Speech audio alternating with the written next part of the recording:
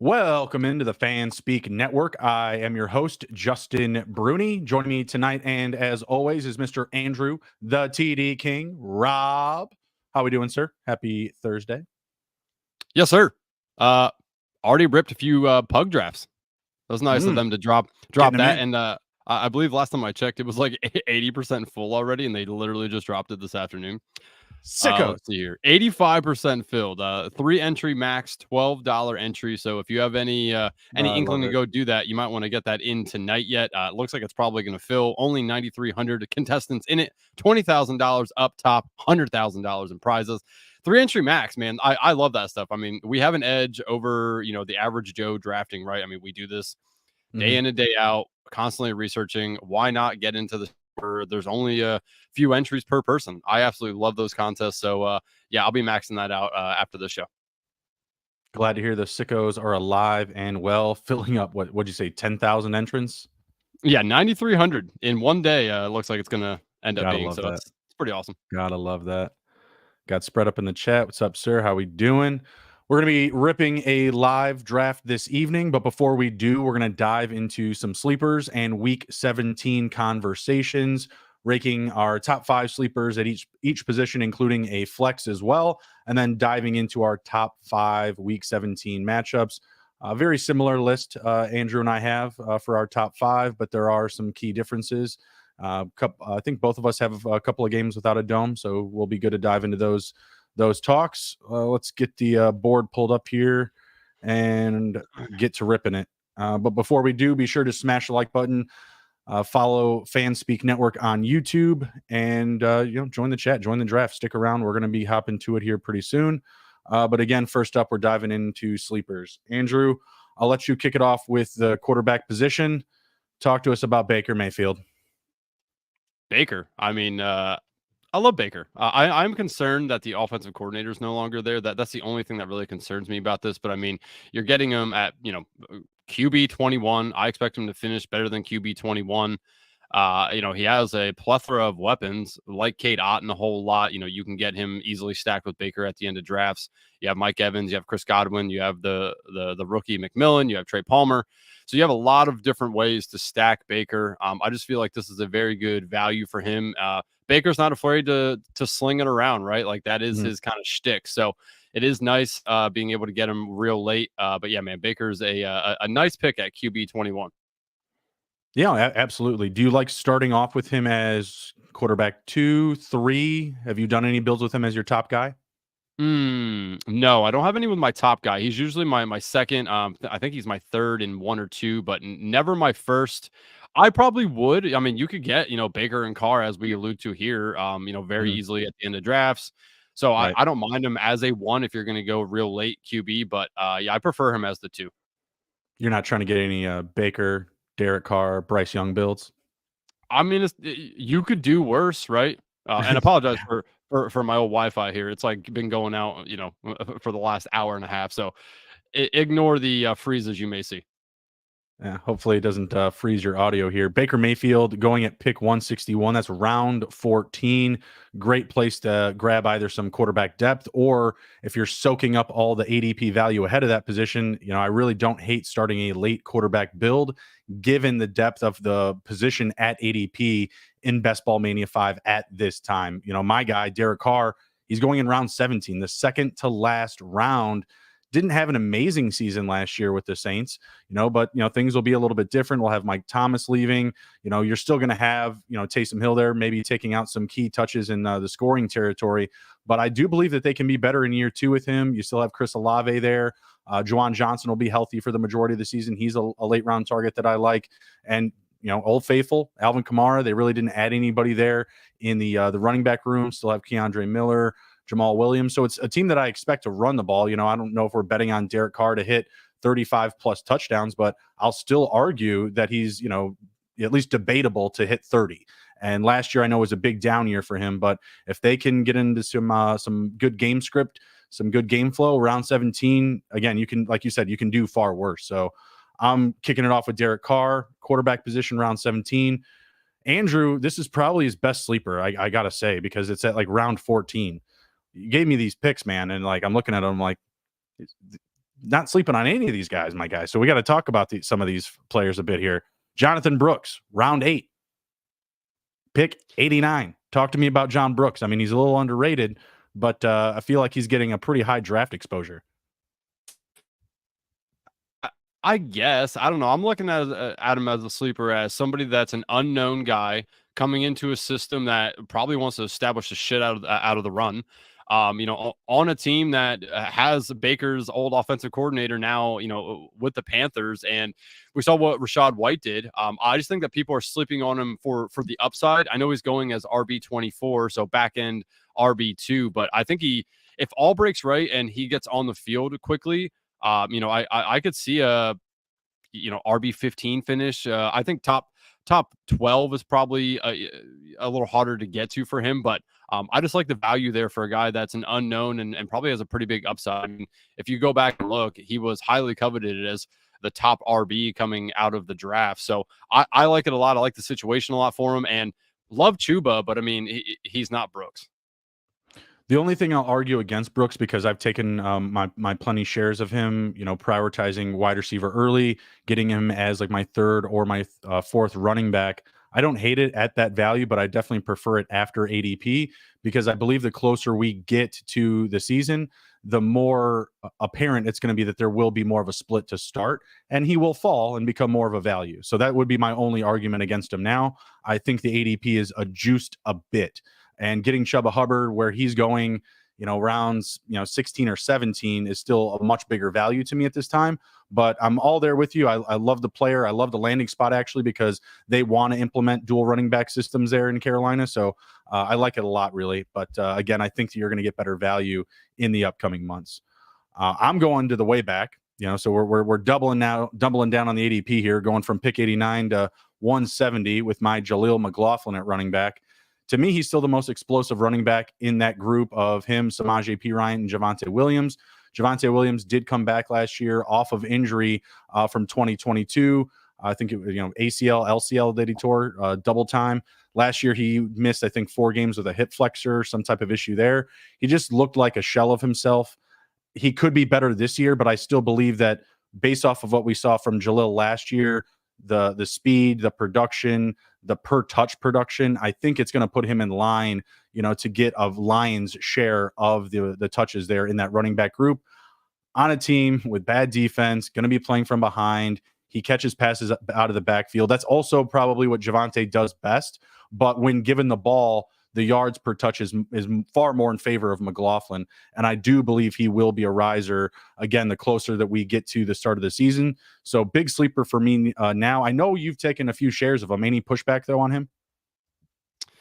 No, I do like Javonte a little bit more than the average bear. I think that Javonte, what he did in college and what we saw when he first got into the NFL is what I'm banking on a little bit. I think that we can kind of hang our hat on Sean Payton will use 2 guys. I mean, he's done it his entire career. So I think McLaughlin and Javonte can both be successful at where they're being drafted, within this offense. So I like both. I like McLaughlin. I worry that he's a little bit of a one-hit wonder, but his yards per carry and yards per catch were awesome. So like I do like him, but I do like Javonte a little bit more. But they both can succeed within this offense, I believe. I'm not going to say he's going to be this year's Kyrene Williams, but if Javonte goes down, it's him or Samaje Perine. And versus what we saw last year, oh my gosh. I mean, he would pole vault in value. I mean, he could be a guy that like come redraft isn't touched at all. And then, instantly, you're spending $80 on him off the waiver wires. He kind of has that vibe to me. And I likened him to open this offseason to a James Cook from 2 years ago. James Cook, great, was a huge accelerator, yards per touch in year 1. Year 2, clear pathway to touches, and he's a top running back last year, top 12 guy, finished in that RB1 territory. Let's kick it over to your stack here. You got the sleeper stack of Baker Mayfield and Chris Godwin. Godwin coming off the board at pick 72, so in the 6-7 turn. I'm still getting him typically as like my 4th receiver, so I still find a lot of value there, but still a little bit earlier in the rounds. Talk to us about Godwin. I think at wide receiver 41, I would dare say that's a positional sleeper for sure. Yeah, that's exactly what it is for me. It's positional sleeper. I mean, they already talked about how they want to use him more in the slot, and that's where he was really good. I mean, I watched him a ton at Penn State as a big Penn State fan. And he did a lot of his damage in the slot and targeted routes. So if they move him back in there, I really do believe that Godwin can finish as a, probably back end wide receiver too. And on teams, like you said, you're probably getting him as your wide receiver 4, sometimes 5, depending on how heavy you go. I'm completely fine with that. I'm all right with him as my third, to be honest. I think Godwin has a large upside in this offense. Mike Evans is going to go over the top, and Mike Evans, people know who Mike Evans are. They're going to double Mike Evans at times. So that's going to leave Godwin open a one-on-one. And, he is a very good route runner. So I just think it's a very good positional value at wide receiver 41. Absolutely love the value there. And like you said, positional sleeper, you can get him in a lot of good situations for your builds. You and I probably have more, through round 7, where we're going like 2 running backs, 5 receivers, more than, like you say, the average bear. But I think that also attacking a balanced approach also really brings up his value as well. Because, like, if you're going into round 8 and you have 4 receivers and 4 running backs, he's a very good piece to add into that mix, because, you're going to have your give and take, obviously, at the ADP there. So definitely like what he's cooking down in Tampa Bay. Shout out to the chat. We got Stewie Stewart in the chat. We got the third man in the chair, our boy Ginder. We got Mike Raub. Mike, I'm a big old Derek Carr fan. I'm Derek Carr till I die. And it's mostly just because of the disrespect. I mean, it's just so constant, just so consistent. I can rely on it. Round 17, I didn't think I could rely on that. That's a bit much. Just imagine if we could draft Taysom Hills at tight end. The stacks we would have. All right, let's move on to my wide receiver. Been banging this drum since the start of the offseason, since we saw him land in Atlanta and Roma Dunze not going to Atlanta. Big moves by my Bears. Gotta love that. Helping out, losing Mooney, having Atlanta not drafted Dunze, the Bears getting Mooney. Great situation. Mooney coming off the board at pick 149, wide receiver 68, way down there, round 13.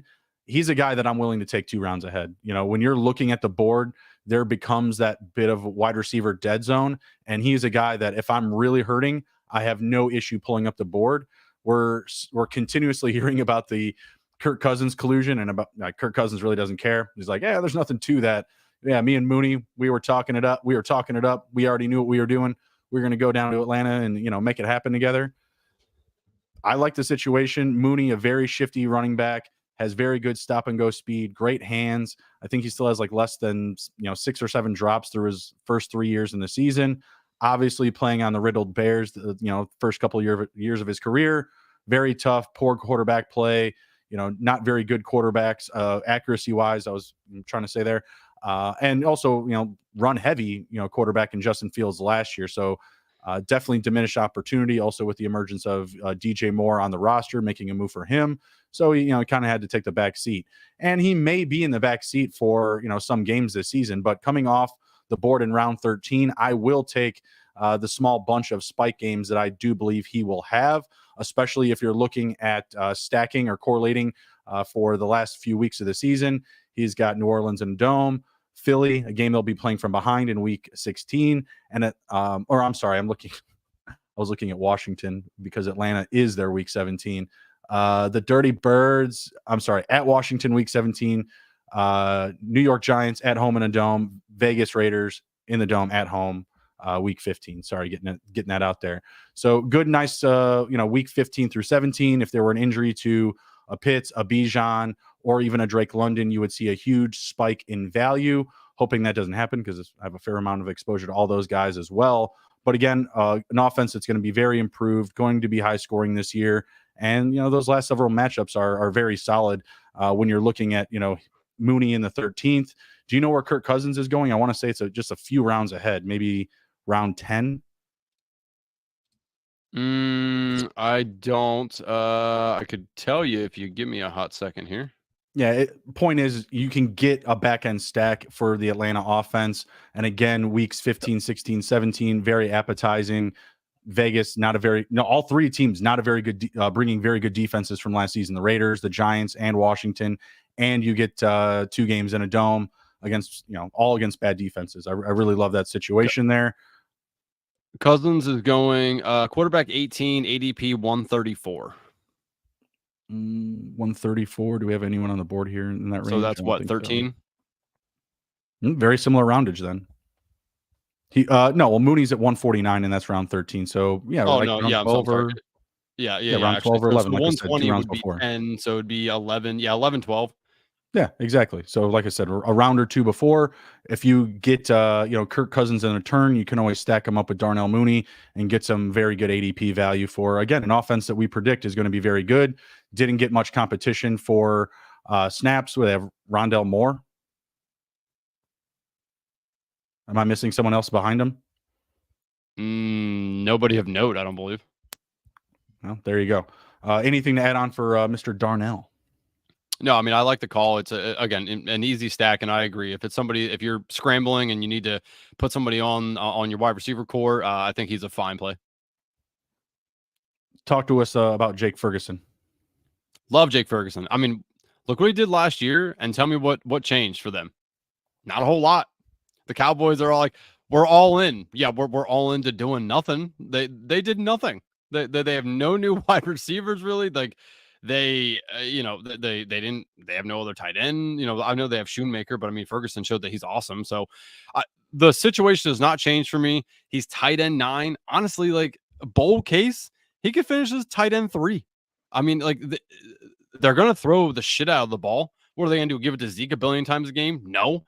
Dowdle's whatever, right? Like the situation has not changed for me. They play in a dome. They throw the ball a lot. Like I just don't see why Jake Ferguson is going as tight end 9. For me, that's a big, positional sleeper right there. I mean, he should be going. For me, like if I have to rank him, I think I have him at tight end 6. I think he can finish as a tight end 3 though. So I love taking Ferguson. I hate talking nice about the Cowboys, but Ferguson's in a very good spot in an offense that's going to throw the shit out of the ball.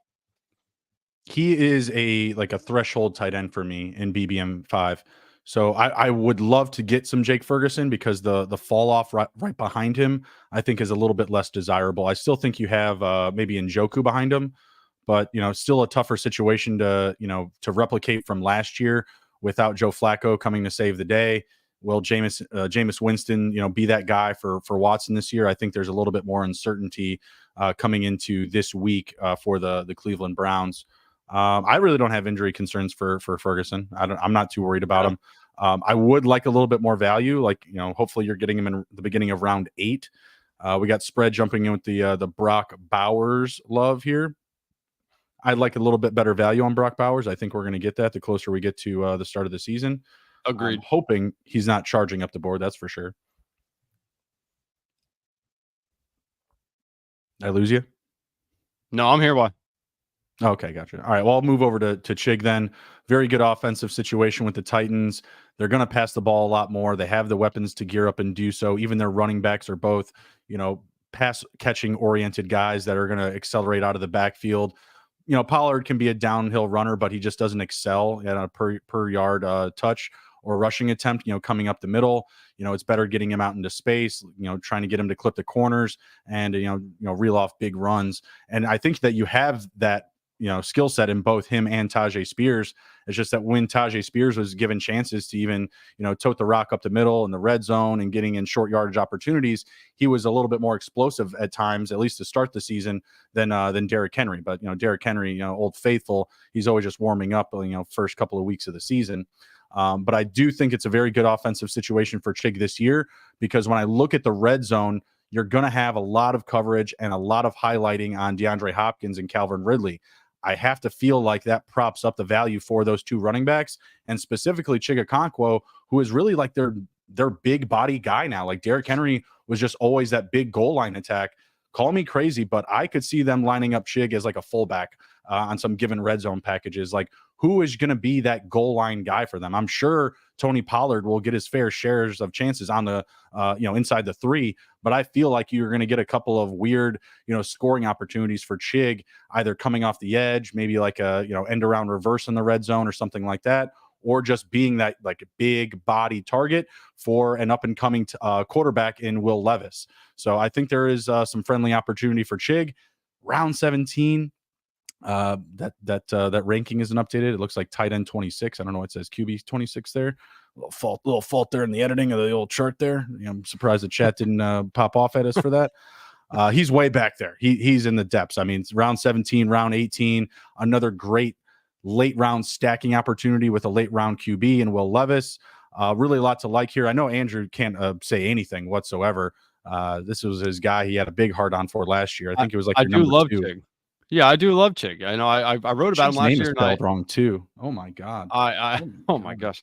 I Flags did on the play. you know, the thing the case I was trying to make for him last year, and obviously it did not come to fruition, was that if you took his per game if you took him per game basis on the points that he scored and added it to a full season, I think it was starting week 7, he really got acclimated to the offense and used more. He would have been tight end 6 if you took his average weekly score and per 17 game schedule. So unfortunately, this year, the issue I have with Chig is that they have Tyler Boyd, they now have Ridley, they have Hopkins. They just added more pass catchers, so it worries me a little bit because he needs to be a high volume guy if he's going to really hit for you.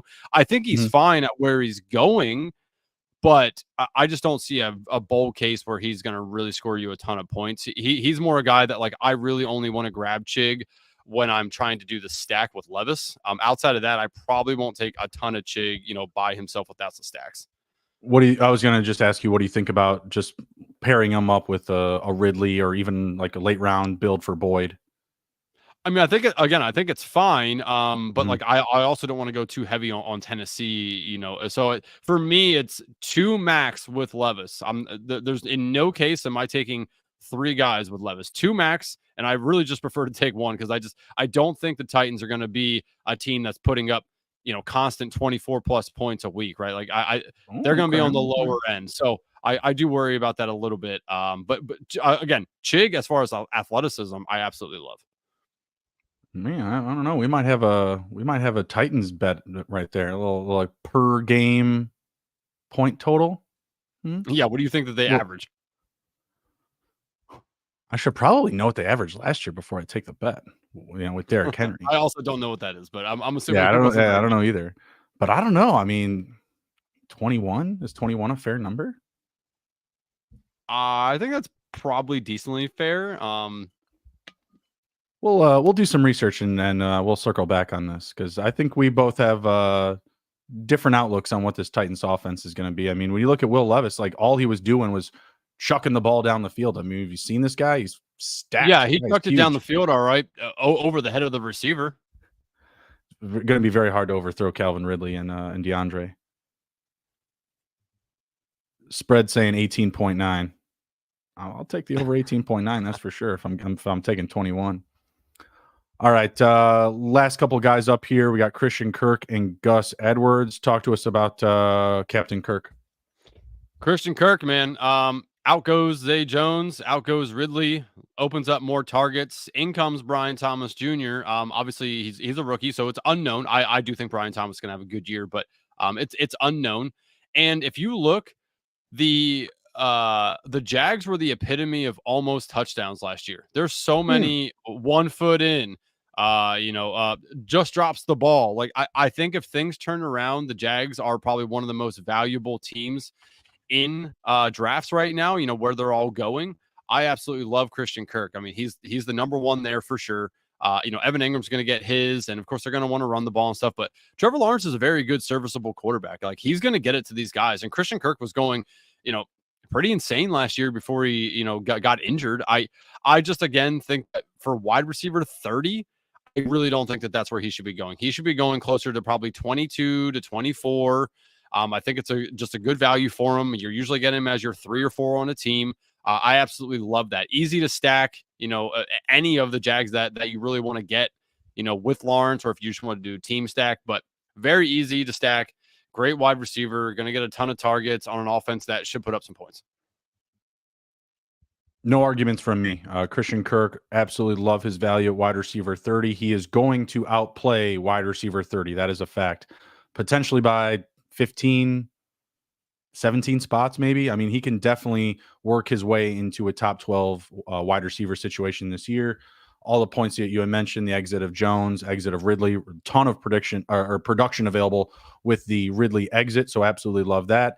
And super familiar with Trevor Lawrence.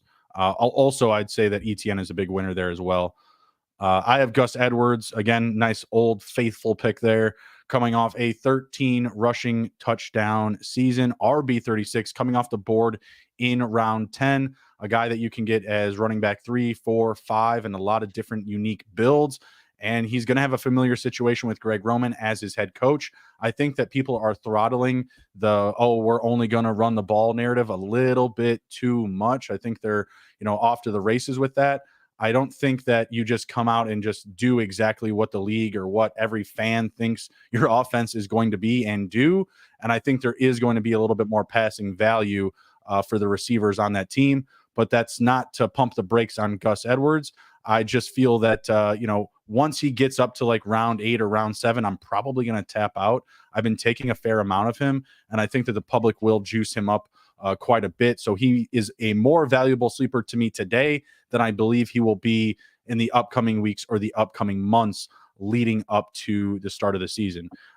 Scott Stewart in the chat saying goal line back. Exactly. And the more and more people realize that, and the more and more people realize that the offense will be more unique than just a ground and pound, stick it into the running back's hands every play type of offense, there's going to be a shift in paradigm, and you're going to see a little bit more turn up for Gus Edwards. Yep. Go ahead. No, I was just going to say, I don't have a lot to add there. I do love Gus Edwards, but I agree with you. I think it's a good time to take him now. I think we're going to see him get stormed up the boards once we start seeing him run the goal line package, get some, running with the ones for sure. Like once we really see that, I think he's going to get up. So that, that's a good call to go take Gus Edwards now. We just have the name Stewie. clarification. Just call me Stewie. He's Triple S, Scott Stewie Stewart. We can call him Stewie. You don't have to call him Triple S. He just told you what to call him, man. What the hell? All right, so we're looking at our Week 17 rankings, the matchups we like the most. Andrew, I'll let you lead it off here because we do want to, get into the live draft here soon. Yep. I know that's what everybody's waiting for.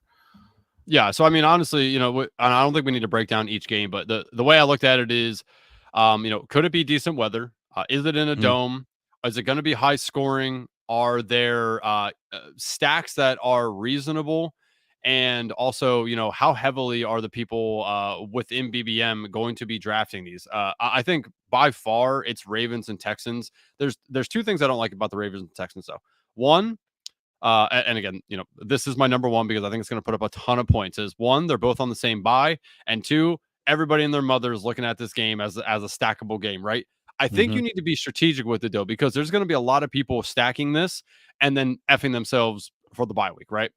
I think there's a strategic way to be able to do this, with who you compare who with, and you might need to get a little bit different with the stacks. Maybe Isaiah Likely, somebody that you want to kind of target in this instead of the Mark Andrews. Just point that out. But I do believe that that's probably where we're going to see the most points put up because the NFL is going to salivate at this, Ravens Texans in a dome. It's absolute by far number one for me. Do you want me to go down my list or do you want to go to your one? No, so what I'm going to do is we're just going to cover the games as they fill into our lineups. So I'm going to talk why Ravens Texans is my number 4. You alluded to it already. The bye week is a huge, huge problem for me because I can't do any type of heavy stacking to really nail down that matchup. If it's exactly what I say it's or what we think it's going to be, like it's going to be fireworks, 2 teams playing for their division in week 17, there's going to be all sorts of scoring, all sorts of fantasy hype and value to be had. If it's what we think it is, then yes, everyone's going to have it. 2, I'm not going to be able to overload into it because of the buys, and I have to be very unique with how I'm building the rest of my roster. It's a very similar argument to really pump the brakes on building the Eagles super stacks. I've done it. I've done a few. I like it. I really like looking at the teams, but everybody's doing it. Everybody's getting the Brown, the Hurts, and the Barkley stack to lead off. I've gotten all of that plus Goddard and all of that plus Devontae Smith and been like -1. So you have to be unique with that build. One way I will recommend, because again, it's still one of my top 5. It's at number 4, is building into, because what we're talking about with week 17 is you still want to build your rosters with immense value, but at the same time, you want to build unique rosters. And you can't do that when you're constantly overstacking for week 17. So it should be used as like a pseudo tiebreaker, right? Like you don't want to bring a guy 10 spots up the board just so that you can get your week 17 matchups made. You want to do it at ADP value. I think Andrew's kicking back in now. His internet's kicking him out in and out here. What you can do is build off of the week 16 and 15s. So Baltimore, who do they have? They have Houston, then Pittsburgh in week 16, and then the Giants in week 15. Pretty easy stacks to build up if you want to build a Baltimore, Houston, Pittsburgh stack, or various builds in your lineup. Or you shift over to Houston and you have, again, the Ravens and then Kansas City. Very appetizing there. A lot of value for the Kansas City builds with KC, Houston, Baltimore. I would like that. And then you also have Miami in that mix as well. So you have a plethora of other high scoring, prolific offenses that you can pair into that build. It's just even more difficult to do. And you shouldn't be trying to, completely galaxy brain every single thing. You just have those in order and you can build onto your roster with value for those particular, matchups, correlations, what have you. But again, not being able to mega stack that game is why it's number 4 on my list. Well, Andrew figures out his internet. I'm going to shift over to my number 2, also his number 2, the Lions at 49ers. I'm not sure about you, Andrew, but with the Lions and Niners, for me, it's about the stacks and the builds. I can get Goff really late. I can get Purdy late. Obviously, you need to lead off the draft to land CMC with like the first, second, or third pick here. But also landing in the middle of the draft, you're always able to get Amon-Ra and back him up in the second round with an Ayuk or Debo. So I feel like a lot of my drafts, I'm kind of already off to the races with this stack for week 17. I also feel like, same with your opinion on the Texans and Ravens, we're going to see a lot of people targeting this week 17 correlation with Detroit and San Francisco. But at the same time, I feel like there's so many options in both offenses that you can, come up with a lot of unique different builds. Yeah.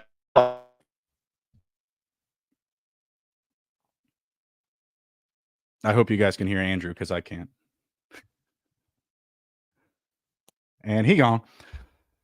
Anyways, that game's not in a dome, so tread lightly. We both realize that obviously we're not playing in the safest weather conditions, but Santa Monica, California, San Francisco, I think they're doing just fine in December. I mean, the cost of living there, I got to imagine December's not, too bad. Really no dissimilar to me for like Jacksonville. Like Jacksonville, they're playing Tennessee. We just got done talking about how we like Tennessee, to pass the ball a lot more. Spreads in the chat saying, they got 17.9 points per game last year. I'm smashing the over there. Jacksonville, going to be a cool 65 degrees in December. I don't hate that week 17 correlation. Andrew, again, is trying to figure some things out here. Man in the empty box. I'm going to keep moving down the list here. Hopefully he can get himself right for our live draft that we're going to jump into right after we cover the rest of these week 17 correlations. Be sure to smash the like button and share the video and follow the FanSpeak network on YouTube. All right, so I've got Raiders at Saints. I was talking up Derek Carr earlier. Love the fact that boys got a nice little revenge game in a dome in week 17. I've been loading up on Saints stacks, on Raiders stacks, because they're super affordable. When I'm starting off my draft with Devontae Adams, who last year was a first-round pick to this year's second-round pick, I can get even more value ahead of him on my roster, and then back up my draft with his starting quarterback and Gardner Minshew potentially, or Aiden O'Connell. Pick your poison. But I'm seeing Minshew drafted. I'm not seeing O'Connell getting drafted as much. So I think the public is pretty firm with that selection right now. But hey, dare to be different. We got Spread in the chat saying talk more about Bowers. Spread, I'm not a huge Bowers guy at his ADP. The skill set that is there, the potential production could be there, but they drafted Michael Mayer with a decent amount of draft capital last year as a rookie. I mean, they're going to run a lot of double tight end sets, and I think that props up value for both of them. And, they're going to cannibalize each other in a sense, right? Like you may not have one completely rise above the other until there's an immense injury or, time missed. So I like the situation because, Jacoby Myers, pretty solid wide receiver too, but I think that there's a path for either of those tight ends, to be perfectly honest, to be second or third in the team in targets. And Zamir White's probably in that conversation as well. I would hope it's Jacoby Myers because I have a ton of Jacoby Myers in the big board. But there's just a clear path to a key secondary producer in that offense behind Devontae Adams, because it could be Zamir White. Let's hope so. But they also signed Alexander Mattison. They could divvy up the ball on the ground a little bit, and they could spread it around in the air because you have double tight ends playing on the field. You have a Jacoby Myers. You have Devontae Adams that's going to demand 170, 180 targets. I'm going to get off the Bowers train here a little bit and get back to week 17. Raiders and Saints, I expect it to be a high-scoring game regardless. And again, we're getting it in a dome. We're going late into the season with that type of upside, and we're getting potential. If you really dig into this stack and you get yourself maybe like an elite QB to start, maybe like a Josh Allen, Hurts, or Mahomes, and then you back up the end of your draft with Minshew and Minshew and Derek Carr. Very easy to do. So that way you're exposing yourself to a high-end stack from a top offense, and then a potential lottery ticket in week 17 with the Raiders and the Saints. Survey says.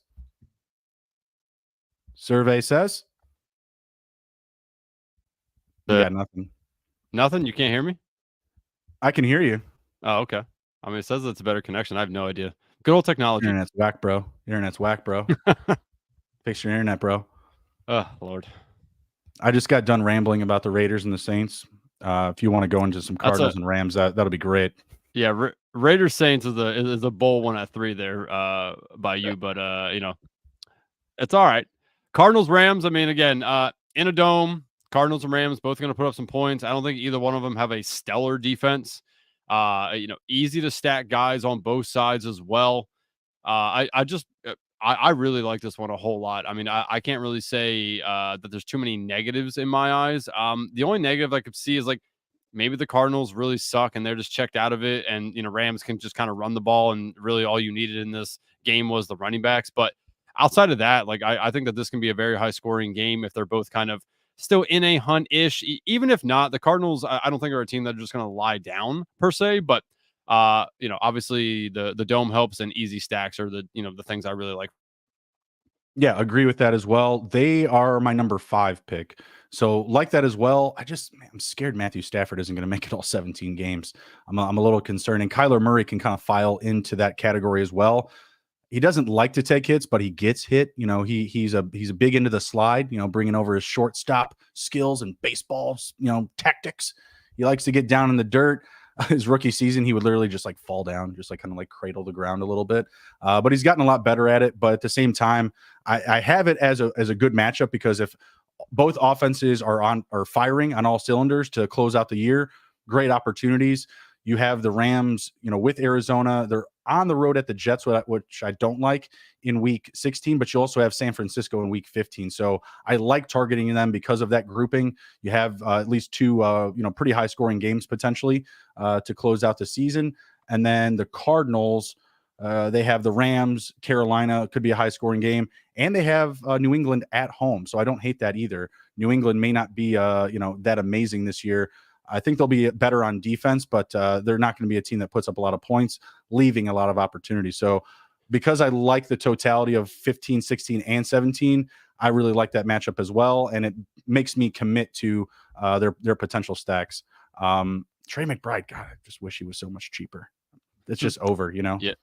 Yeah, and I see spread in the chat asking if we think Marvin Harris Jr.'s ADP is too high. I do think it is too high, but honestly, I mean, you're kind of playing this play with the Cardinals or Rams just for the week 17 correlation. By that point, he's probably going to be acclimated into the offense pretty well. I think like he's probably not where I want to take him, but if I'm going to do the stack, you just kind of got to just kind of chalk it up and say, well, I'm just doing it for the week 17 correlation, and it is what it is. So, but I mean, he's not somebody I'm going to be, too exposed to. You can definitely get the Marvin Harrison Jr., Kyrene, and Cooper Kupp build. That's for sure. Yeah, I don't really like Kyrene, where he's going right now anyway. His ADP is too high for me. I'd rather take Corum later. You would have to move Kyrene up the board to do that stack, actually. So as he becomes more affordable, that stack will be easier to do. But I mean, every now and again, I don't mind bringing somebody up the board. I did it with DJ Moore and like a mega Bears build, but I don't love to do it. Which ones do we have left here? We've both covered Let's do Packers Vikings because that's your number 4 and that's my number 1. This is a divisional game, and I do believe that the Packers are going to be playing for the potential division in this Week 17. Also, again, playing in a dome. Vikings defense is not going to be very good this year. Packers defense will be okay, but I still expect there to be very positive game flow for both sides. And the stacking is just super easy, especially with the Packers. Other than I'm trying to think who the top option is there right now. Is it Jaden Reed or is it Jordan Love? They're all very middled. Oh, no, Josh Jacobs at like 38, ADP 38. Jacobs Yeah. and then Reed and then Love and then Dobbs and then Wicks. All super affordable. Same with the Vikings, other than Justin Jefferson. I think he's obviously like in the top 4, but then it drops off. Who's the next person? Like pick 88, 89? Aaron Jones? I'll pull it up really quick. I thought you had the rankings. No, I'm sorry. Hold on. Let's see. Aaron Jones. Jordan Addison, pick 68, then Aaron Jones, 72. Yep. So again, very affordable. Even if you miss out on Jefferson, you're getting, Addison at pick 68, Jones at 72. You can get them as kind of like a turn pick potentially. Ty Chandler, Hawkinson, if you're betting on him to come back healthy.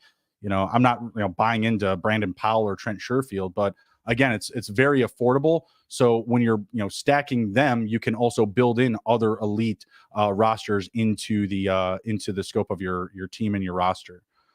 Anything to add on for that matchup here? I'm gonna start getting the draft pulled up. Did I lose you again? You got to stop it. Andrew. We're trying to do a draft here. He just texted me and said, "Lost me again." ... Expletive. I can't say the word. He's back. My God. All right. Look, your internet stinks, son. We're going to, yeah, and I got a whole gig here too. So it is definitely just something with the connection, but let's get in a draft so that it's not so big a deal if it drops me. You tell me when to hit the button. Money bags. All right. Well, if let's give the people, the good people, a second here. We are going to get in, obviously doing a BBM draft. All right. I am going to get ready here and I'm going to peek my head in and see what happens here. Give me a second. I'm doing this not on Wi-Fi on the phone, so it doesn't take up some Wi-Fi. Maybe you need to. Maybe helps circulating. Okay, I'm going to try to get out. It says 2 more to start. I'm going to get out here real quick. So if anybody's in there, you might want to get out. Let's give it a hot minute here. Out. Yeah. So Bruni, I was thinking about it today. Some late round stacks that you probably typically wouldn't do. Of the few that I could kind of think off the top of my head, you know what? Here, let's do this or that. Would you rather have the Panthers stacks or the New England Patriots stacks? Panthers. I have so much of them. I have so many late round Panther stacks. I have to slow down. I have to get off of it. Okay. Hold on. Let me look at the QBs here and just scroll down the board. I've done very few New England builds. I did I think, what was it? May, Hunter, and maybe a Juju stack. Mm-hmm. So what about Tennessee? Where would they fall in the same kind of ordeal? I would prefer Tennessee over Carolina. I mean, you're getting more value, I think, because you're getting Bryce Young after Will Levis, but Will Levis's receivers are far more valuable, at least in ADP. I mean, I love Deontay Johnson. I've drafted way too much Adam Thielen already. A guy that I just said would be not good this season. I'm just like, oh my God, he's not going to be good this year. And then I looked at his ADP and I'm like, oh my God, I'm back. I'm full back on Adam Thielen. His ADP was worse this year than last year. Like it's so annoying, man. No, it's fine. I mean, don't worry. I'm pumping the brakes. Like, he's probably through 23 drafts my third most exposed player. Oh my God. Right? I know. It's only 25. We're doing 150. Sue me. Okay. You do know that you're trying to win money in this contest, right? All right, hold on. I'm going to peek my head back in again here.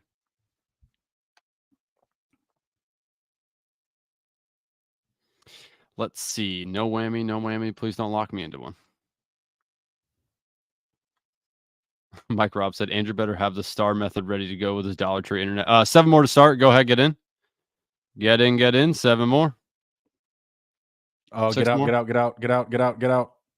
Why get out? 6 more. Get out. My location thing isn't working on my computer. Oh, Lord Jesus.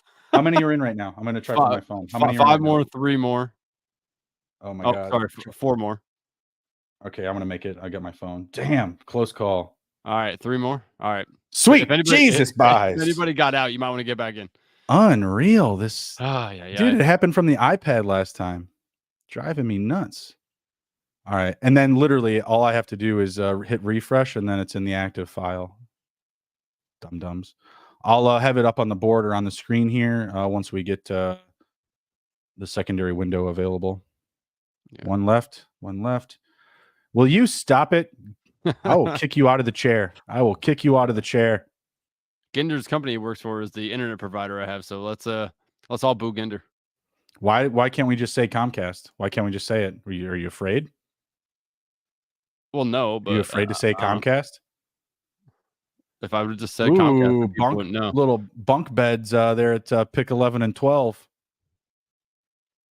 Oh wow, yeah. Bringing up the rear. Copper prices in here. I know him. Big bunk, little bunk. You are 5. Is spread 2? Is he Pharisee? Yeah, that's spread. No Meg. The king of Quebec is in the 1 slot, so that's cool. I didn't know Quebec had a king. That's amazing. QC, is that what that is? Well, yeah. Okay. All right, I got board pulled up here. Let's ride. Let's fly. Before we can fly, we got to smash the like button. Let's go. Pick 5 here. I'm gonna get probably gonna get Jamar Chase, maybe Justin Jefferson. I don't know. We'll see. I don't have a lot of pick 5s. A lot of pick 6s. I'll tell you that much. The 101 fairy is not visiting me as often this year. Speaking of pick 6s, you want to address the people right now about your quarterback? About my quarterback? Yeah. Oh. I'm Bear Claw. Caleb Williams out there not doing so hot today. Stop. Oh, here he said that is not him, by the way. Well, fart. Well, that's good. We don't need him in here taking up all the people that he knows we like. It's a gentleman's draft, Andrew. It's a gentleman's draft. You're right. I tell you what, I love me some Emerson Beery, but when we were co-hosting together, he would always snap my players. I'd be talking about him. Like we're having a conversation. Like I'm like, yeah, I'm gonna take him right here. And he literally just straight up snipes me. Just like right to my face. I'm like, what? He's like, yeah. He's like, yeah, those are really good points. I took them. I was like, what the ouch.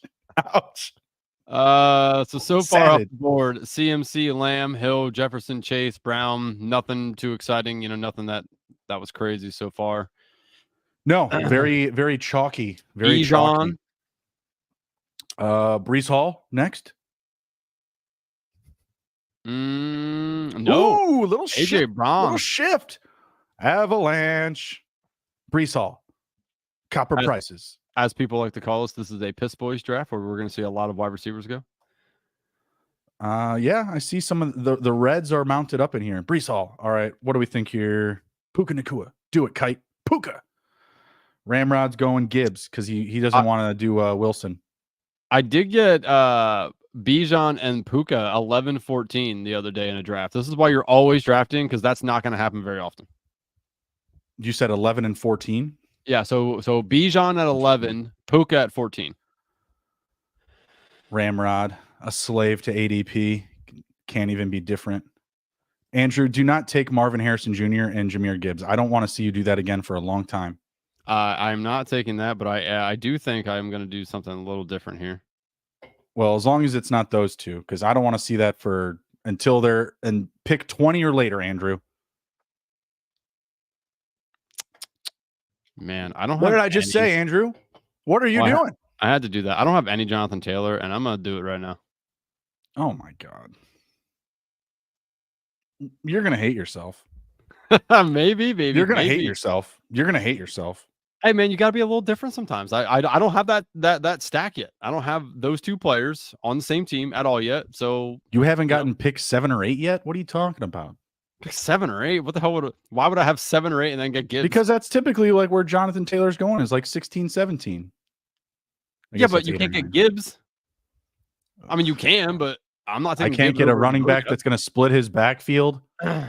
Really? I can't. Oh that man, is yet to be seen. Yet Shucks. to be seen. Oh yeah, totally. David Montgomery, sit on the bench, pal. Sorry, buddy. You're not scoring touchdowns this week. I mean, I like David Montgomery too, but I mean, Gibbs is supposedly going to get more of the role. So yeah, these dudes are going to punish Dan you. Campbell. This draft is going to punish you at receiver though. Right now, look at this already. That's okay. Put your thinking cap on, bud. It's going to be a hard one. Oh, it's on. All right, so we really shifted it about pick 8 at AJ Brown. He was up a little bit earlier than usual. Hall at 8 or 9, pretty consistent. Puka, Wilson, both at ADP. Gibbs right at ADP per Andrew. Jonathan Taylor juiced up a little bit because Andrew wants to be special today. Brandon Ayuk a little bit early as well. A little bit of a fall for Marvin Harrison. Don't hate that. Drake London right on time at pick 16. Same for Devontae Adams. Saquon Barkley right at pick 18. I see Jonathan Taylor go right here, 17-18 all the time.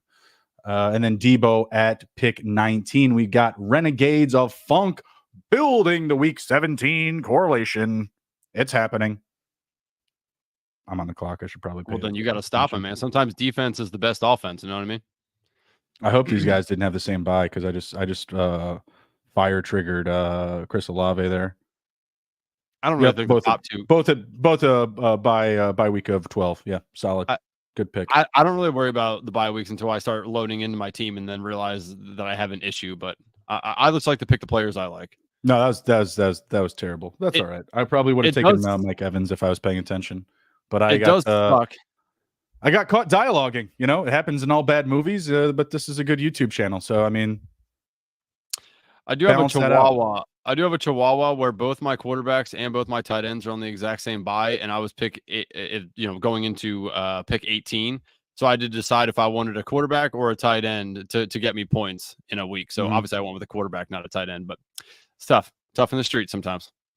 Tough in the streets sometimes. Let's see, Bengals week 17 getting Denver. Not Raiders. The Saints getting the Raiders, like we talked about earlier. Let's see. So 4 running backs in round 1. We are at the last pick of round 2, and so far we've had 3 running backs. Is the King of Quebec going to double tap running back? Nope. So we went 4 running backs round 1, 3 running backs round 2. No tight ends, no quarterbacks have been drafted thus far. Yeah, Sam Laporta, right around that corner. See some, I think in round 4 is where we see the first QB go. I'm not sure Allen goes at the end of the 3rd round here. I'm going to take Allen right now. Okay, well, he's got a week 12 bye. Best of luck. I'm going to buy in. I mean, when I'm looking, at my team here, so Gibbs and Taylor, obviously, I go down and there's wide receivers that I'm fine getting as my number 1 and 2. I mean, if you get Michael Pittman, that'll be great, but he won't fall. I'm not sure I fully want Michael Pittman anymore. The more I think about it, Anthony Richardson is going to 1, spread the ball around, and 2, run the ball. I don't think Pittman sees as many targets as he did last year. It's a completely different QB situation. Your boy Gardner was there, and he was chucking the ball to him. I'm going to have to take Pittman now just because of all this disrespect. I'm going to have to do it. Well, more power to you. I hope you do. No, I have too much of them. I might get DK. Let's see. So Kyrene just went. Let me make my pick, and then we'll go from I think it's Kyren, by the way. You keep calling him Kyrene. Oh, shit. Yeah, how many people keep calling A-Chan? Well, you also call Raheem Mostert Mostert. And I stand by that. I bet you do. Yeah, I took Pittman. Screw it. Oh, Michael Shipman. Nice. Oh, look at that. You could have Laporta and played defense, but you didn't. You messed around and took Shipman. Play defense? Get out of here with that garbage. Get out of here. You're just going to let this guy just take everything. Well done. Take everything. Unreal. Going 0 RB is a bold strategy. I've never heard of this before, Mike. I've never heard of it. I'm not going to go 0 wide receivers. I'm just started off with 2. just stop it. Heroes. Bijan, Barkley, Diggs for Big Slick 84, then Metcalf. Only one running back so far. We're halfway through the third round. Back end, really going to punish Andrew here for those first 2 picks. You should take Travis Etienne. I mean, goodness gracious, I might take Derrick Henry. Yeah, do it. I dare you. Josh Allen ahead of the next running back. Love it. Henry, Jacobs, Etienne on the board. Andrew's going to take another 2. Oh, man. Wouldn't you love Flowers. That? Damn it. I really want to say Flowers there. Wouldn't you love if I just take Henry and yeah, I would. Do it. Not do a wide receiver. Don't talk about it. Be about it, Andrew. Man. Right now you've got Giants and San Francisco week 17.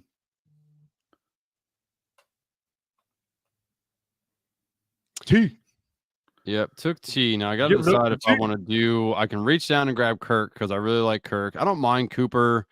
I don't think I love Tank Dell, but I don't think he should be going up here. I mean, he's not going to see enough targets. Oh, but Derrick Henry just still sitting there. You would absolutely love that. You're scared. You just want me to tell you to do it, so you think it's okay. Ginder knows. Ginder will tell you. I'm doing it.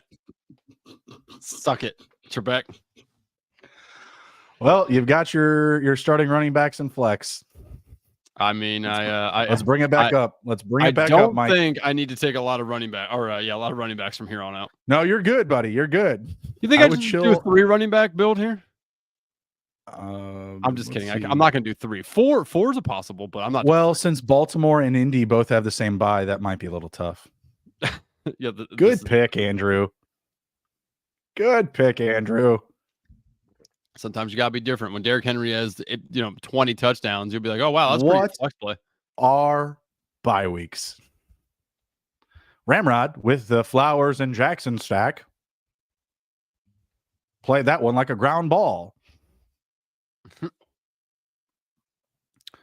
Jalen Hurts, AJ Brown stacked up with Devontae Adams, DK Metcalf. Not different. Done that. So now what San Francisco or Detroit players is this guy gonna take now? I don't know, Andrew. Good question. There's none right here. So yeah, he's gonna reach his way down and just grab. He's just gonna grab Kittle. No, this comes to that juncture where you have to divert.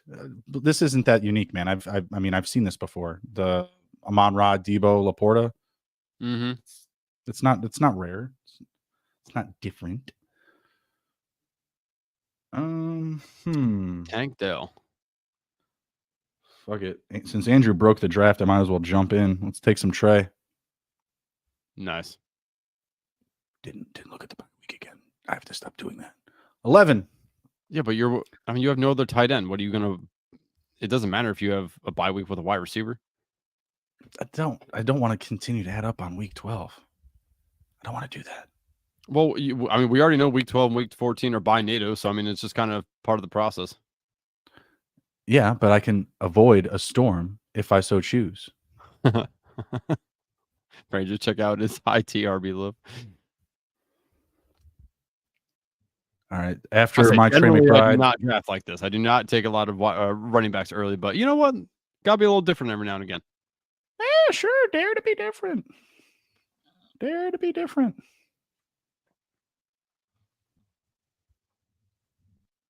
Isaiah Pacheco, Travis Etienne after me. Etienne had that week 12 bye. That's why I passed on him. Otherwise, that would have been another pick I would have targeted. Don't love Pacheco's week 15, 16, 17, Cleveland, Houston, Pittsburgh. Not great. Not great for a running back. It's good. I like that one. Which one? The Houston one. That's week 17. It's at home. It's not bad. But I felt like their rushing defense was pretty solid last year. What are we talking about? Pacheco's not. What? What? What are you saying?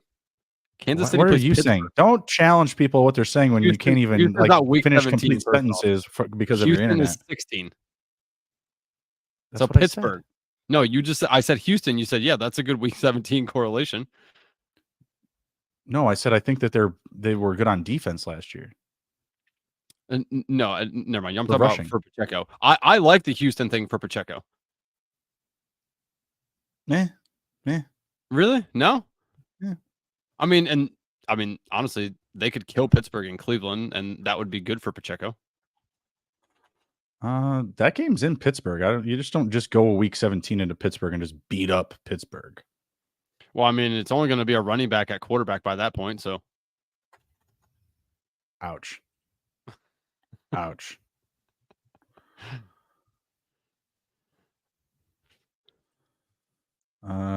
Let's see. I mean, going from here, I'm going to need to go wide receivers, obviously, but there's some tight ends coming up that are very interesting as well.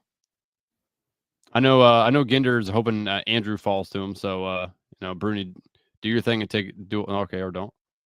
Oh no, actually, you're up right now. So take Andrews. What? You won't.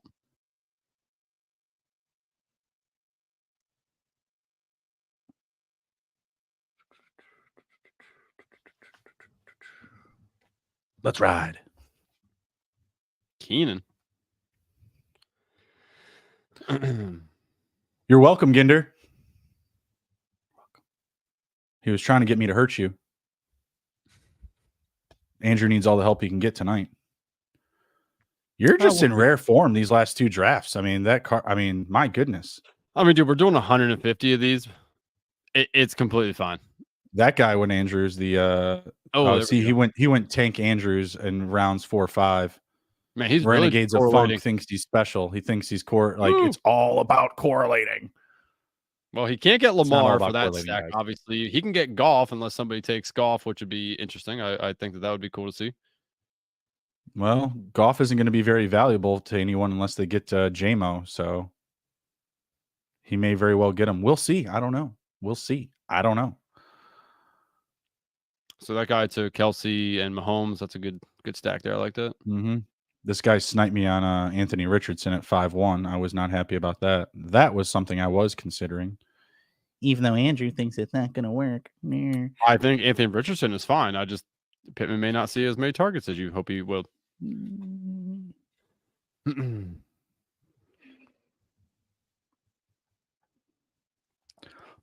Excuse me. Whew, 156 targets last season. 156. May not go over that, but even if he gets 140, 150, whoo, lordy. You think I should take a running back? Yeah, you should. Please. Please leave me more receivers, please. Kind of like some of these guys. Yeah, they're not bad. They're all right.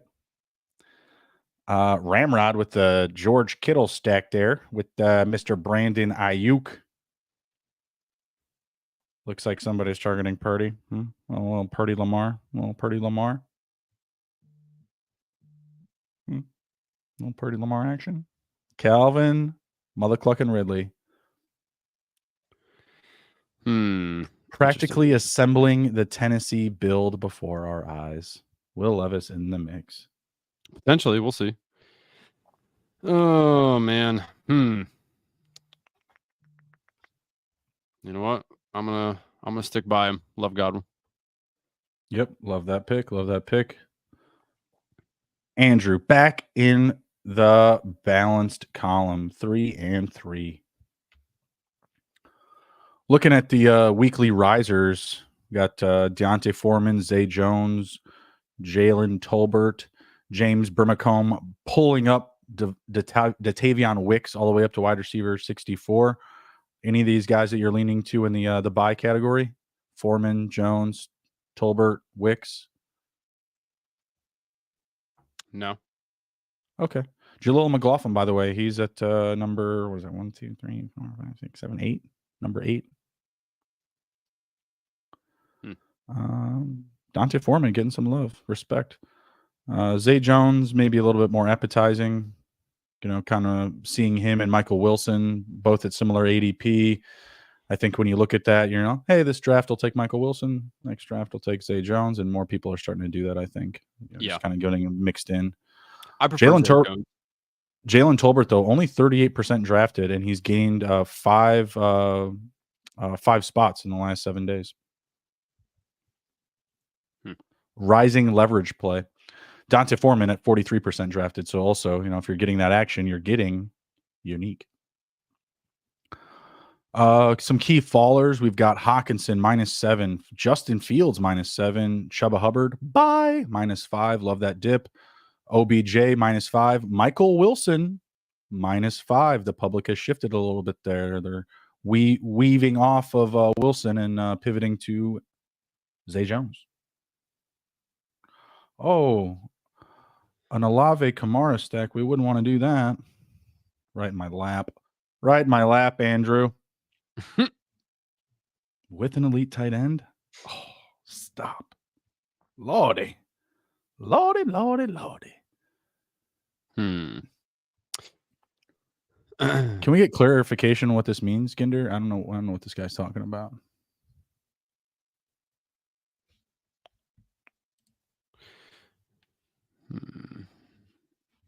It is, typically the way I like to draft, obviously take wide receivers early. And I mean, if you look at it right now, look at the running backs available. There's some good running backs that you could put a core of, 3 or 4 of these guys together and be happy with it. Oh, I wouldn't know anything about that with my 1-4-1 build. I don't know what you're talking about. I mean, but you got to think about it too. Like, how many people draft the same way that we like to draft, right? I mean, sure. That's why I do 150 of them differently. And what I do is I draft a lot of Adam Thielen, which I know everyone hates. I'm not doing 150 of them differently. I'll stick to my main strategy, more often than not. But I do like to get a little different every now and again. I mean, mix it up. Plus, it reminds me that I just like the way that I normally draft. Gotcha. Ginder says it means mixing water so you sober up. No one here is drunk other than Andrew's internet. All right. So just slow down. All right. That is Pump true. your brakes. Yeah. Thanks, Ginder. Pump your B's and Q's. Ooh, that was a good. I like that. The guy just took Brian Thomas Jr. and Evan Ingram back to back. I like that team stack. Oh, and Christian Kirk. Oh, well. Yeah, it's Kirk. Yeah, I was going to say first dude's definitely going to be grabbing Trevor Lawrence. That's for sure. Unless someone were to take him. No, I'm just kidding. I'm looking at Mr. Burr, Mr. Joe Burr. Oh, okay. You're going to take Burrow from me? Wow, what a dick. Are you serious? Yeah, I got T. Higgins. Problems. Yeah, Jamar Chase. Turd. And there he is. Wow. Joe Burr.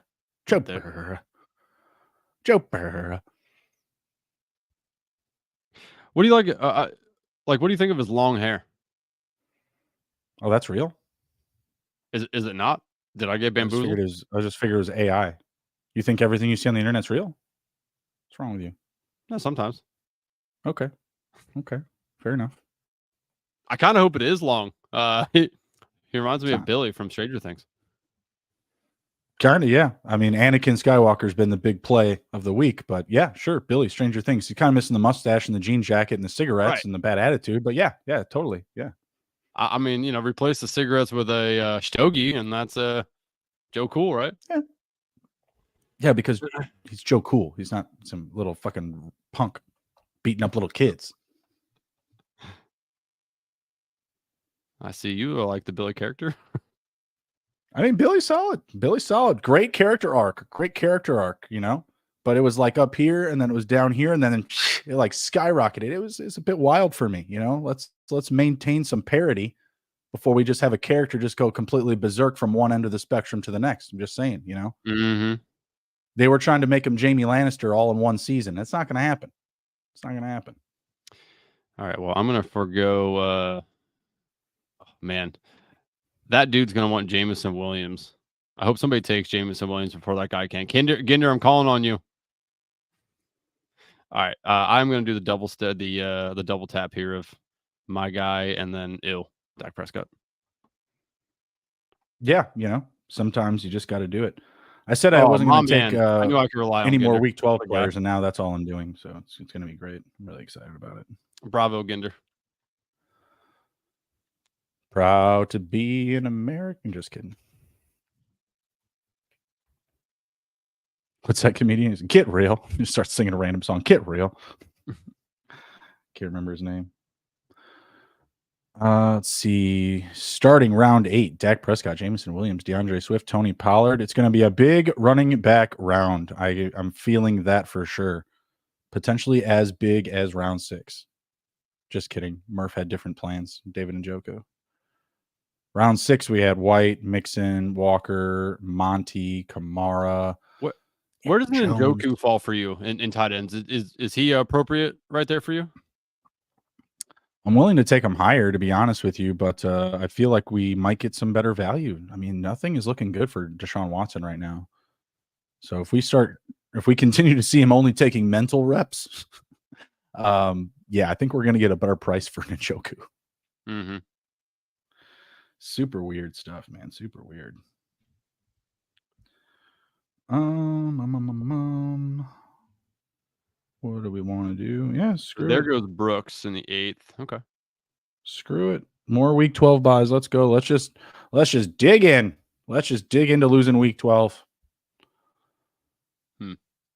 Pot committed.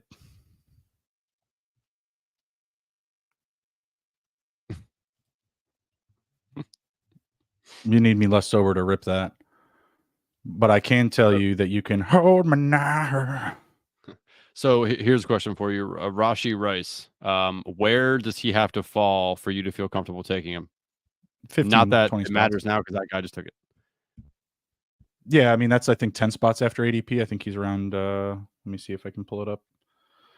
I think he's ADP 82 and he went at 94. So 94 is 12 spots. I prefer like 15 plus. Yeah, so I would like it at 100 or so. Oh, like the ADP? Yeah, that's like 18. So whatever, 15 to 20. I do. Oh, here we go. Felix says, Rashee, 125 for me. Yeah, that I don't know if we get there unless there's a suspension news that comes out that says he's out like 6 to 8 games. Then maybe we do, but I don't know. Is there a scenario in your mind where he doesn't get suspended this year? He pulls a Kamara and gets suspended the next season? No, they've been talking about it for a hot minute in the league office. It was like a big topic for them, and then the stuff about the photographer came out and made it an even bigger, target, from their eyes. Obviously, those issues have gone away, but I don't think that made like the attention of Rashee Rice go away. You know what I mean? Like there's still a big focus on him, and this league I think is really big up on the discipline. At least they have been in the past couple of seasons because of their like growing image. Like they just continue to expand their audience. So because of that, they always like want to look like really smart, really good. They want to look like always in the right. Kind of like they're becoming the new NBA almost. And so I think that there are going to be more harsher penalties for that type of, what do they call it? Like anti-brand imaging. You're getting a bad eye on the league and its players. And also we saw a lot of negative activity just out of Kansas City in general. So I think that the league may be a little bit more strict on the champs.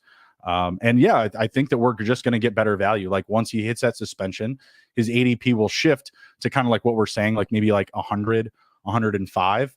And then you can even get him like 10 to 20 picks after that. So it's a weight game for me for sure. Mm-hmm. Okay. I do not have a lot of Cortland Sutton, so here we go. Here it is. It's happening. Saw that Peyton came out and said Bo Nix is ahead of where he should be as a rookie and all this. I'm like, oh boy, here comes the hype news. Congratulations, kid. Yeah. You're on pace to be a professional football player. Like, good job. Like, that's like no different than hearing Nick Chubb is running on land. We will see what Commish Taylor Swift decides. I love that. I think people kind of overreacted with the whole the NFL consulted with the Taylor Swift tour. I don't know if they know this, but they also consulted with many other musical artists that play in venues all over the world because they play in football stadiums year round. Yeah. I think the Vegas Raiders probably had their hand in their scheduling with some concerts that they're probably going to have at their facility. Just saying. Like, yeah, but it's Taylor Swift, right? Like, I mean, I'm no Swiftie, but I understand. Like, no, it's all good. I go into, I work in outside sales, right? So I go into people's homes every day. Some days I'll pull up and they've got, a Democrat flag, up on the front lawn. They've got a, don't tread on me flag or a pro, Trump flag or something in their house or something like that. Today I went into a home and in some kid's room there was a, Taylor Swift, make a, Swifties great again or something like that. I was like, oh, well, that's a new one. That's great. That's a new one. All Glad right. that she's pulling the youth. Come on down. Oh man. What are you doing here? You don't seem I don't to like know. you're very happy. Here's interesting. Myers and Palmer are also interesting to me. Or I could just flip the board a little bit and go Brock Bowers. I've not taken Brock Bowers. He fell a little bit past ADP. I think he continues to fall. Man. I think you're taking Javonte here.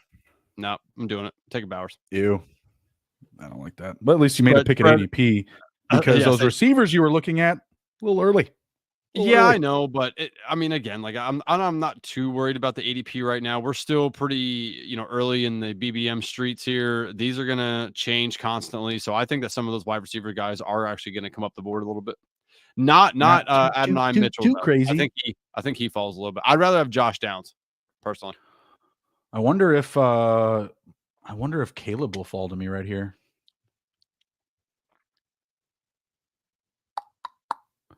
I might take Caleb Williams.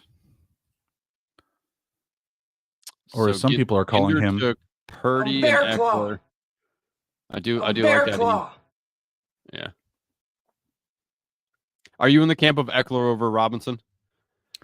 I have so much Eckler. Yesterday, I had to actually force myself to take a Robinson share over Eckler. It was in the draft with Megan and Steve. I had to force myself to do it.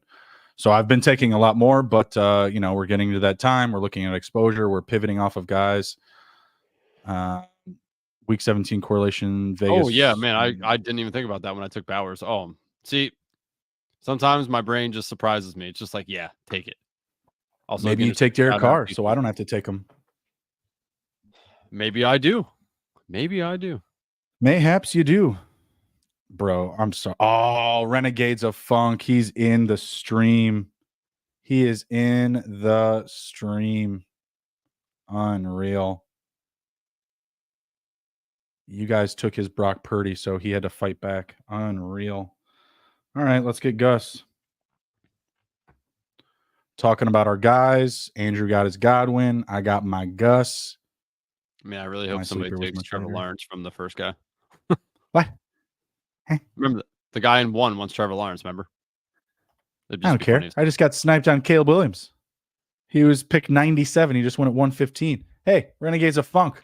Well, maybe you should have taken him at 101 instead of Cortland Sutton. Should have been on your game. Nah, I'm good with that. I have Caleb Williams and Bears stacks already. I'm good with that. I just like that fall. That's a great price. 4 picks after ADP when I already have a bunch of them. That doesn't sound that fun, but 97 to 116, 19 spots. Yeah, I'll take that, pal. I'll take that. Oh, wow. Funk him. Yeah, you're right. All done. You're right, Ginder. Funk him. Oh, here goes Trevor Lawrence, and I'm assuming probably a running back here. Well, yeah, Trevor Lawrence is the best player on the board. I would hope he would, make the connection.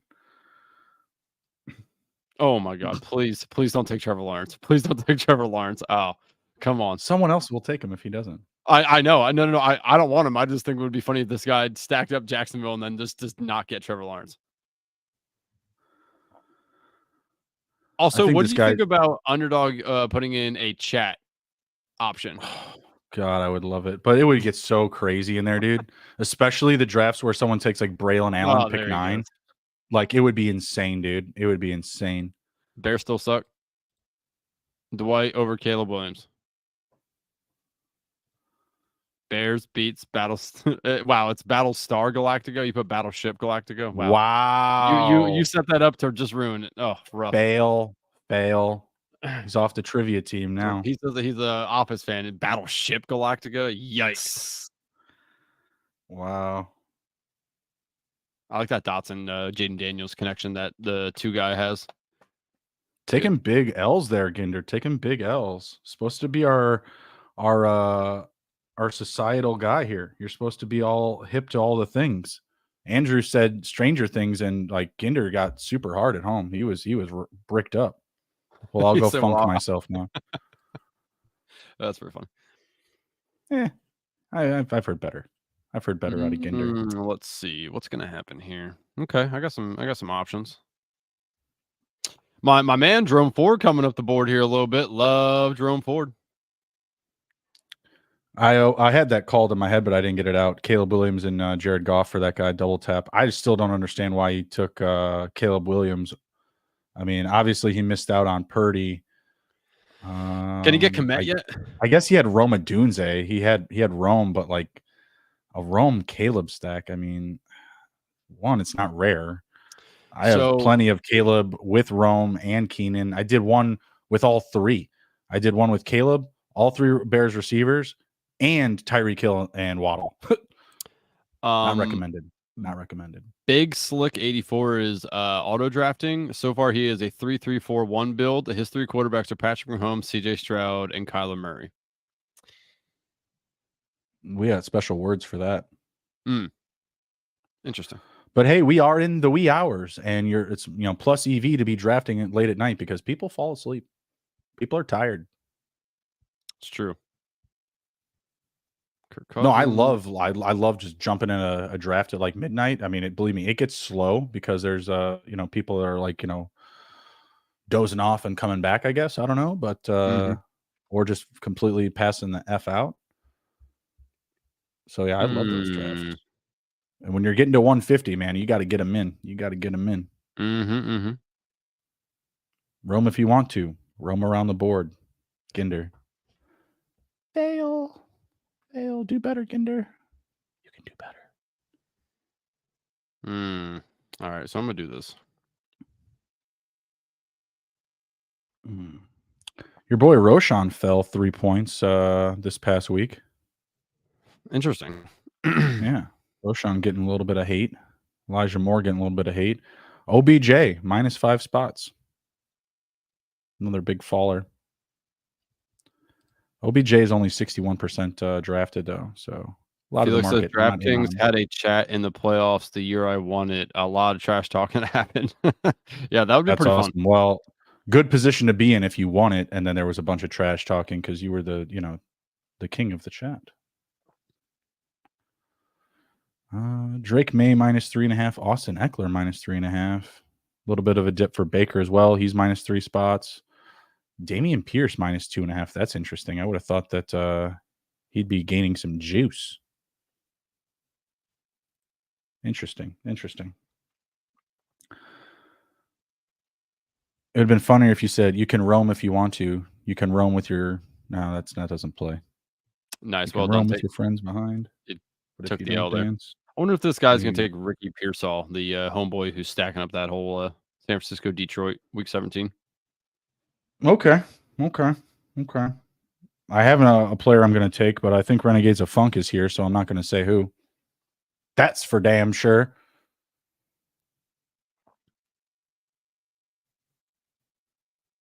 Let's see. Charbonnet, Wicks, Xavier Legette, Rico Dottle. Legette. Whatever. Pat Freiermuth, Marshawn Lloyd, Matt Stafford. Top of the board here. Renegades of Funk just double tapped QB. Let's see what he does. He's got a 2-3-4. He took him. Holy mother of. Took Dontavian Wicks. Oh, you were going to follow the Eagles sighting, huh? I was on Wicks last year in Dynasty, and I was appreciative of his take, actually, that he could be the number one receiver there because. That's crazy to me. It might be crazy, but you never know what crazy will get you.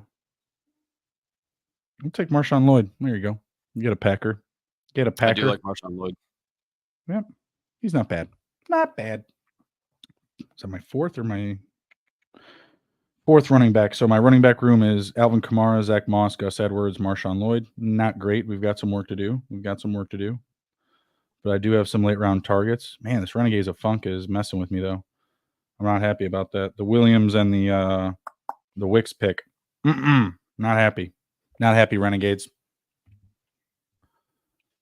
What's your top exposures looking like right now? You know what? Here, let me pull it up on my computer and I can tell you. Darnell Mooney going 143. That is, I believe, ahead of ADP. So my exposures, what do you want to know? QBs, running backs, wide receiver, tight end? Yeah, whatever. Fire dealer's choice. Well, here, I'll just go down the board. So my highest exposed player right now is Jameson Williams, 29%. Jerome Nice. Ford, 29%. Jahan Dotson, 29%. CJ Stroud, 29%. Ferguson, 25. Austin Eckler, 25. Mike Evans, 25. Christian McCaffrey, 25. Michael Mayer, 25. David Montgomery, 20. Damian Pierce, Roshan, Otten, and Brendan Rice, all 20. Steph Diggs, 18. Higgins, 18. So that's about it for you. So going down the list, for me, Darnell Mooney, Keenan Allen, another buyer here, Austin Eckler, Adam Thielen, Deontay Johnson, Chig, Pittman Jr., and then Amon-Ra, then Godwin, Goff, Chuba Hubbard, and Chuba Hubbard stops at about 21%. But the top guys, let's see, like Mooney's 39, Allen is 30, Eckler is 30, Deontay Johnson is 30, Adam Thielen is 30, Chig 30, a lot of those guys, and then it drops down to like 26 to like Michael Pittman. Mm-hmm. What are we doing here?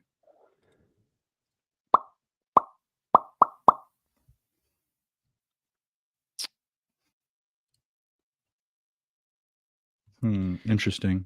Yeah.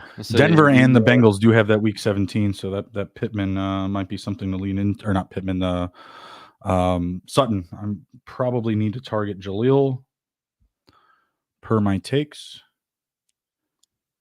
Let's see. Freiermuth just went. Let's see. I like the idea of Jermaine Burton here, but let's see. Pittsburgh. Where are you at, Pittsburgh? They've got KC Baltimore. Let's do some Troy Franklin. Let's get some more Denver action here. A little early, but receivers are getting that love right now. And I think that might be my first share of Troy Franklin. So getting in the weeds. One person in the chat is a Packers stockholder. Says Ginder. That's him. Yeah, that's him. I don't believe it. Yeah, I don't believe it. I have seen the certificate. No, you haven't. It's not real. I don't believe you. Yeah, most people don't. Well, have you seen how you drafted? It's ridiculous. It's ridiculous. Oh, I think it's fine now. You took Justin Herbert from me? How dare you? How dare you? Yeah, I did that. Yeah, how dare you?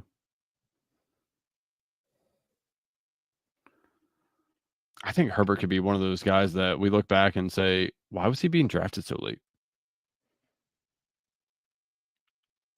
Yeah, I agree. But again, I think it's that narrative that they're gonna pound on the ground the rock. They're gonna run. I just don't think that's how NFL teams operate. Like, if that's what you think they're gonna do, they're probably gonna do a fair amount of the opposite. Mm-hmm. Wheels up, Quentin Johnston. Let's ride. Let's ride. Let's talk about the running backs in this round. Rico Dowdle, Jalen Wright, Ty Chandler, Keandre Miller, Antonio Gibson, Tyler Algier. What you got? Who's your guy here? Choose your fighter after you make your pick. Yeah, so I'm trying to decide what I want to do here. Quentin Johnston, Jermaine Burton. Just Malachi. Some good picks there, Andrew. Some good picks there. Thank you. I do have 4 guys on bye week 12 for wide receivers. Now tell me which of those running backs you like in round 13.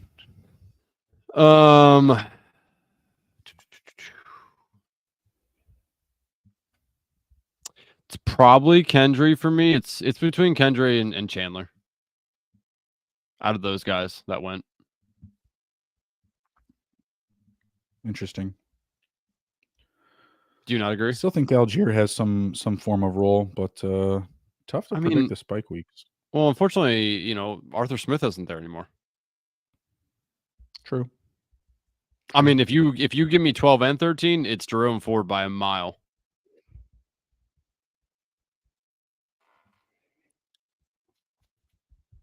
Yeah, Jerome Ford's going to get juiced up too. He's going to be a bigger name to come. So definitely a value you want to buy now. Ray Davis, 162. Watson, Stafford going this round. Whew.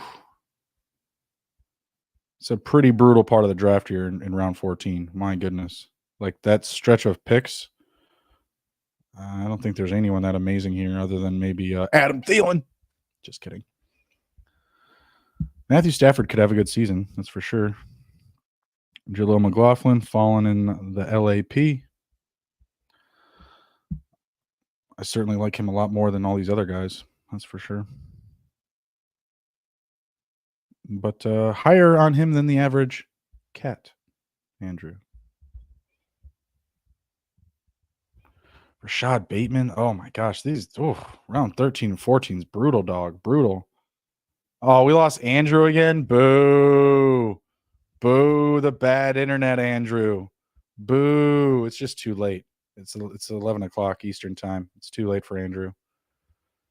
Unbelievable. Ginder, what's going on with Comcast out there? My gosh. I mean, my Comcast, it's pretty good. I'm not gonna lie. I mean, you see me jumping off the stream. I'm back up in 5 picks here. Not sure what I want to do here.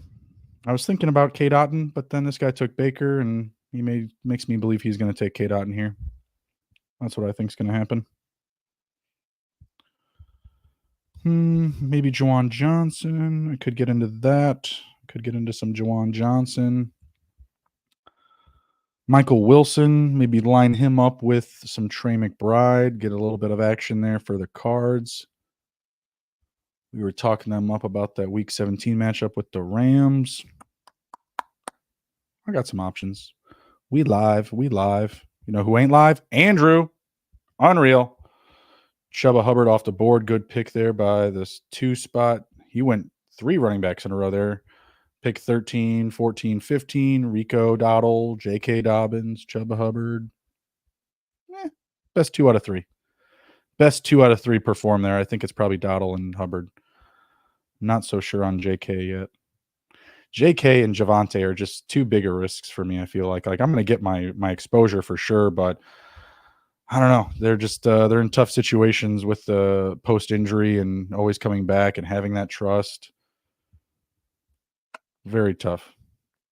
But at least JK's in a good situation. Like, if he is going to be healthy, then he's in a very good spot, obviously, being close to Greg Roman. I took Michael Wilson. Let's go. You like him over Zay Jones? Yeah. Okay. I took him at the old ADP there. Took him at the old ADP. I don't mind. We're a big Michael Johnson guys. Why are you so just nonchalant, just rolling back in here like you didn't just pop out again?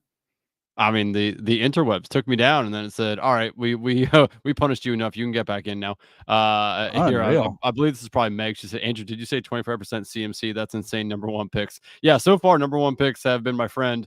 Was not the case last year, and I haven't had CMC in a little bit. A lot of that was when BBM first opened. So, unfortunately, the one-on-ones have eluded me recently. Sorry to hear that. These guys don't want me to have a quarterback, so they're taking them all. Interesting. I'm going to be hurting for another QB here in a minute. Oh, you hate to see it. Do you? You just got sniped, pal. Did I with my 3 running backs that I don't really need another one, at least for now? You're going to need a 4th running back. You're going to need a 4th running back. 2 of your running backs have the same bye at 14. You need at least another running back. Stop it. You need another running back. Stop it. I don't. I think I have like 5 or 6. I have 5. Yeah, unfortunately, the 2 guys I really like here, I can't get. So, you know what? Oh, man. Oh boy. I'm gonna take Tyron Tracy. Punta. I'm gonna take Tyron Tracy. Whenever. Yeah, 12 spot and 1 spot. Probably my favorites. I like first 3 or last 3. That's how I like to get slotted in. I know Anything in the what I'm middle, doing. no bueno to me. I know what I'm doing. I got it. I got it locked in. I already know what I'm doing, Andrew.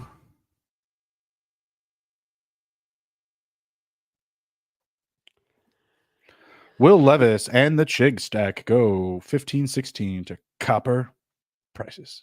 Oh, that's good. I like that. Has your life ever been so bad that you had to steal copper from people? That wasn't a rhetorical question. I've been homeless. You were ripping copper? I was, yeah. And That's eating awesome, dude. CC's $5 pizza or whatever that is. $5 pizza? Yeah, I mean Little Caesars. What are you talking about? Oh yeah. That's it. Little Caesars, CC's, whatever. Same That's thing. that's not poor, bro. That's not. I mean, or whatever. What'd you say? Living on the street? I mean, it is when you're eating it in your car. Yeah, if that's your living room, sure. It was living room, bedroom. It wasn't bathroom though. Thank God. Bro, people don't have cars, bro. I'm just saying, like, there was some guys that do the same. People don't have cars. Nice, yeah. That makes you feel better about living in it. Nice, yeah. All right. ADP, what is even that? Bryce old. Nice. Bryce Young's been looking real good there in the old OTAs there. Been ripping the ball, being real accurate, taking to the new offense. Hey, if Canales can do it with Baker, why can't he do it with Bryce Young? Yeah. Why can't No, he? you're right. I do like him a lot. Hence why I like Jonathan Brooks. Established the run, baby. I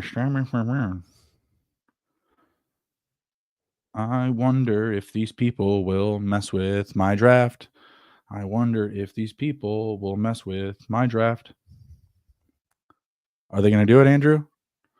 I'm scared to say it because I'm getting clipped here. I'm taking shots, taking grenades in the bunker. And you're the one leaving me in the bunker taking grenades. You're literally leaving. Like every other 5 minutes, you just jump out of here and you're like, hey, eat this grenade in the bunker. I got a family. Yeah. Man. Do not love the wide receivers left. I do want another one. I think I'm going to take another wide receiver and a running back. I think I'm just going to go 2-5-9-2. Dante Foreman, juiced up. He's juiced up. Round 16. I just told you the whole public. They're much higher on him. They're getting after it. Fade. Yeah. Wow. Fade. Round 16. I mean, there's definitely a round 18 pick. But no one challenges the King of Quebec.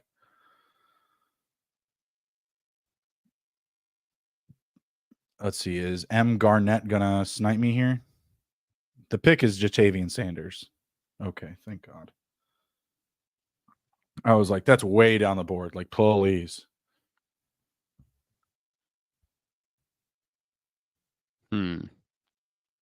That's okay, Andrew. I didn't draft a good team either.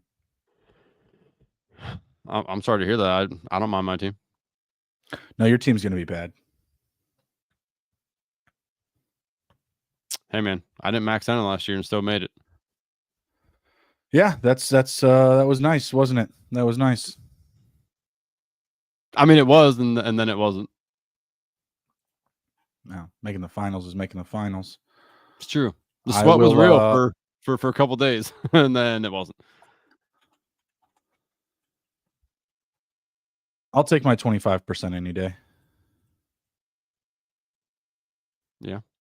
I hope Underdog launches a contest where you can, similar to BBM style-ish, but they bring back the money for the regular season. I did really like that. Yeah, I really did appreciate that because that's where I made all my money. Yeah, that was nice. That's where I made all my money. Was making it in the the top 10,000 or whatever. Mm-hmm. Yeah, that was awesome. Yeah, that was nice. Did like I had 1, 2, 3, 4, 5, 6 teams in the top 10K. But 38 of 150 hit. And I think I told you before I had like 14 fourth place team or third place teams.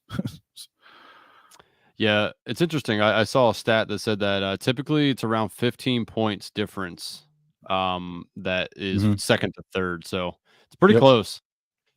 All right, Yeah, I'm going to take I Mitchell. had some good teams that finished like, what is it, Go 5 for it. points out, 19 points out, 8. Yeah. Ooh, I had one by 2.2. Ouch.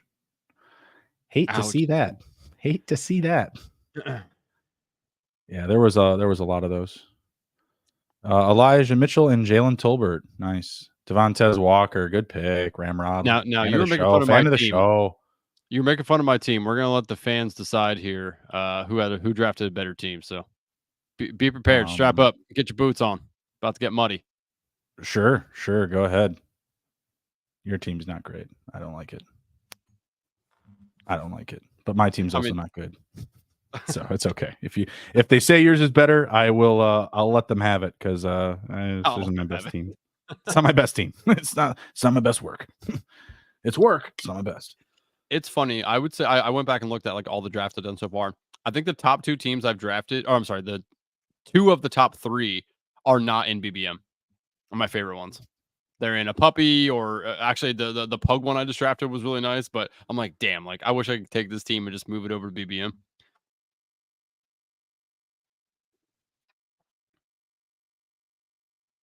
Ginder says both teams are absolutely tremendous. I'm pretty sure that's what meh means. Totes. Well, Evan don't Hall, good forget, pick. Ramrod, we review your team as well. So there is that. Good pick there, Evan Hall. Yeah, I'm surprised you didn't take him. Well, I see Adam Thielen under his thing, so that's an immediate strike. That's 2 points down. Ouch. So you're starting at an 8. Ouch. All right, a few picks left in here. A good time to remind everybody, if you haven't already, please like, subscribe, share with your friends. If you aren't on Underdog and watching this or happen to stumble upon it, feel free to use our promo code FANSPEAK. Let me throw it up here on the ticker. FANSPEAK to claim your special pick'em and first time deposit offer. I believe right now that's still up to $250. So please make sure you go in there and start winning today, man, on Underdog. It's awesome. Love Underdog. Wish they would have pick'ems in our state, though. I'd like to take advantage of that one day.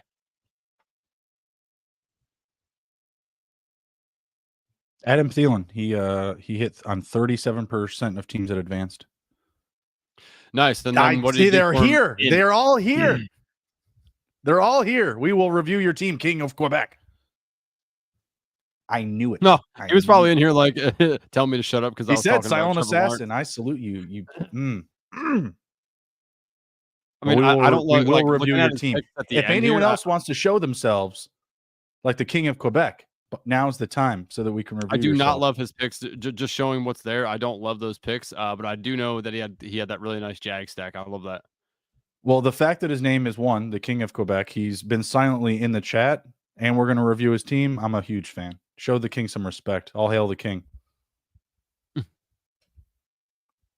I expect the chat to act accordingly. We are wrapped up here. Do you want to review it on this board? Or do you want to go position by position?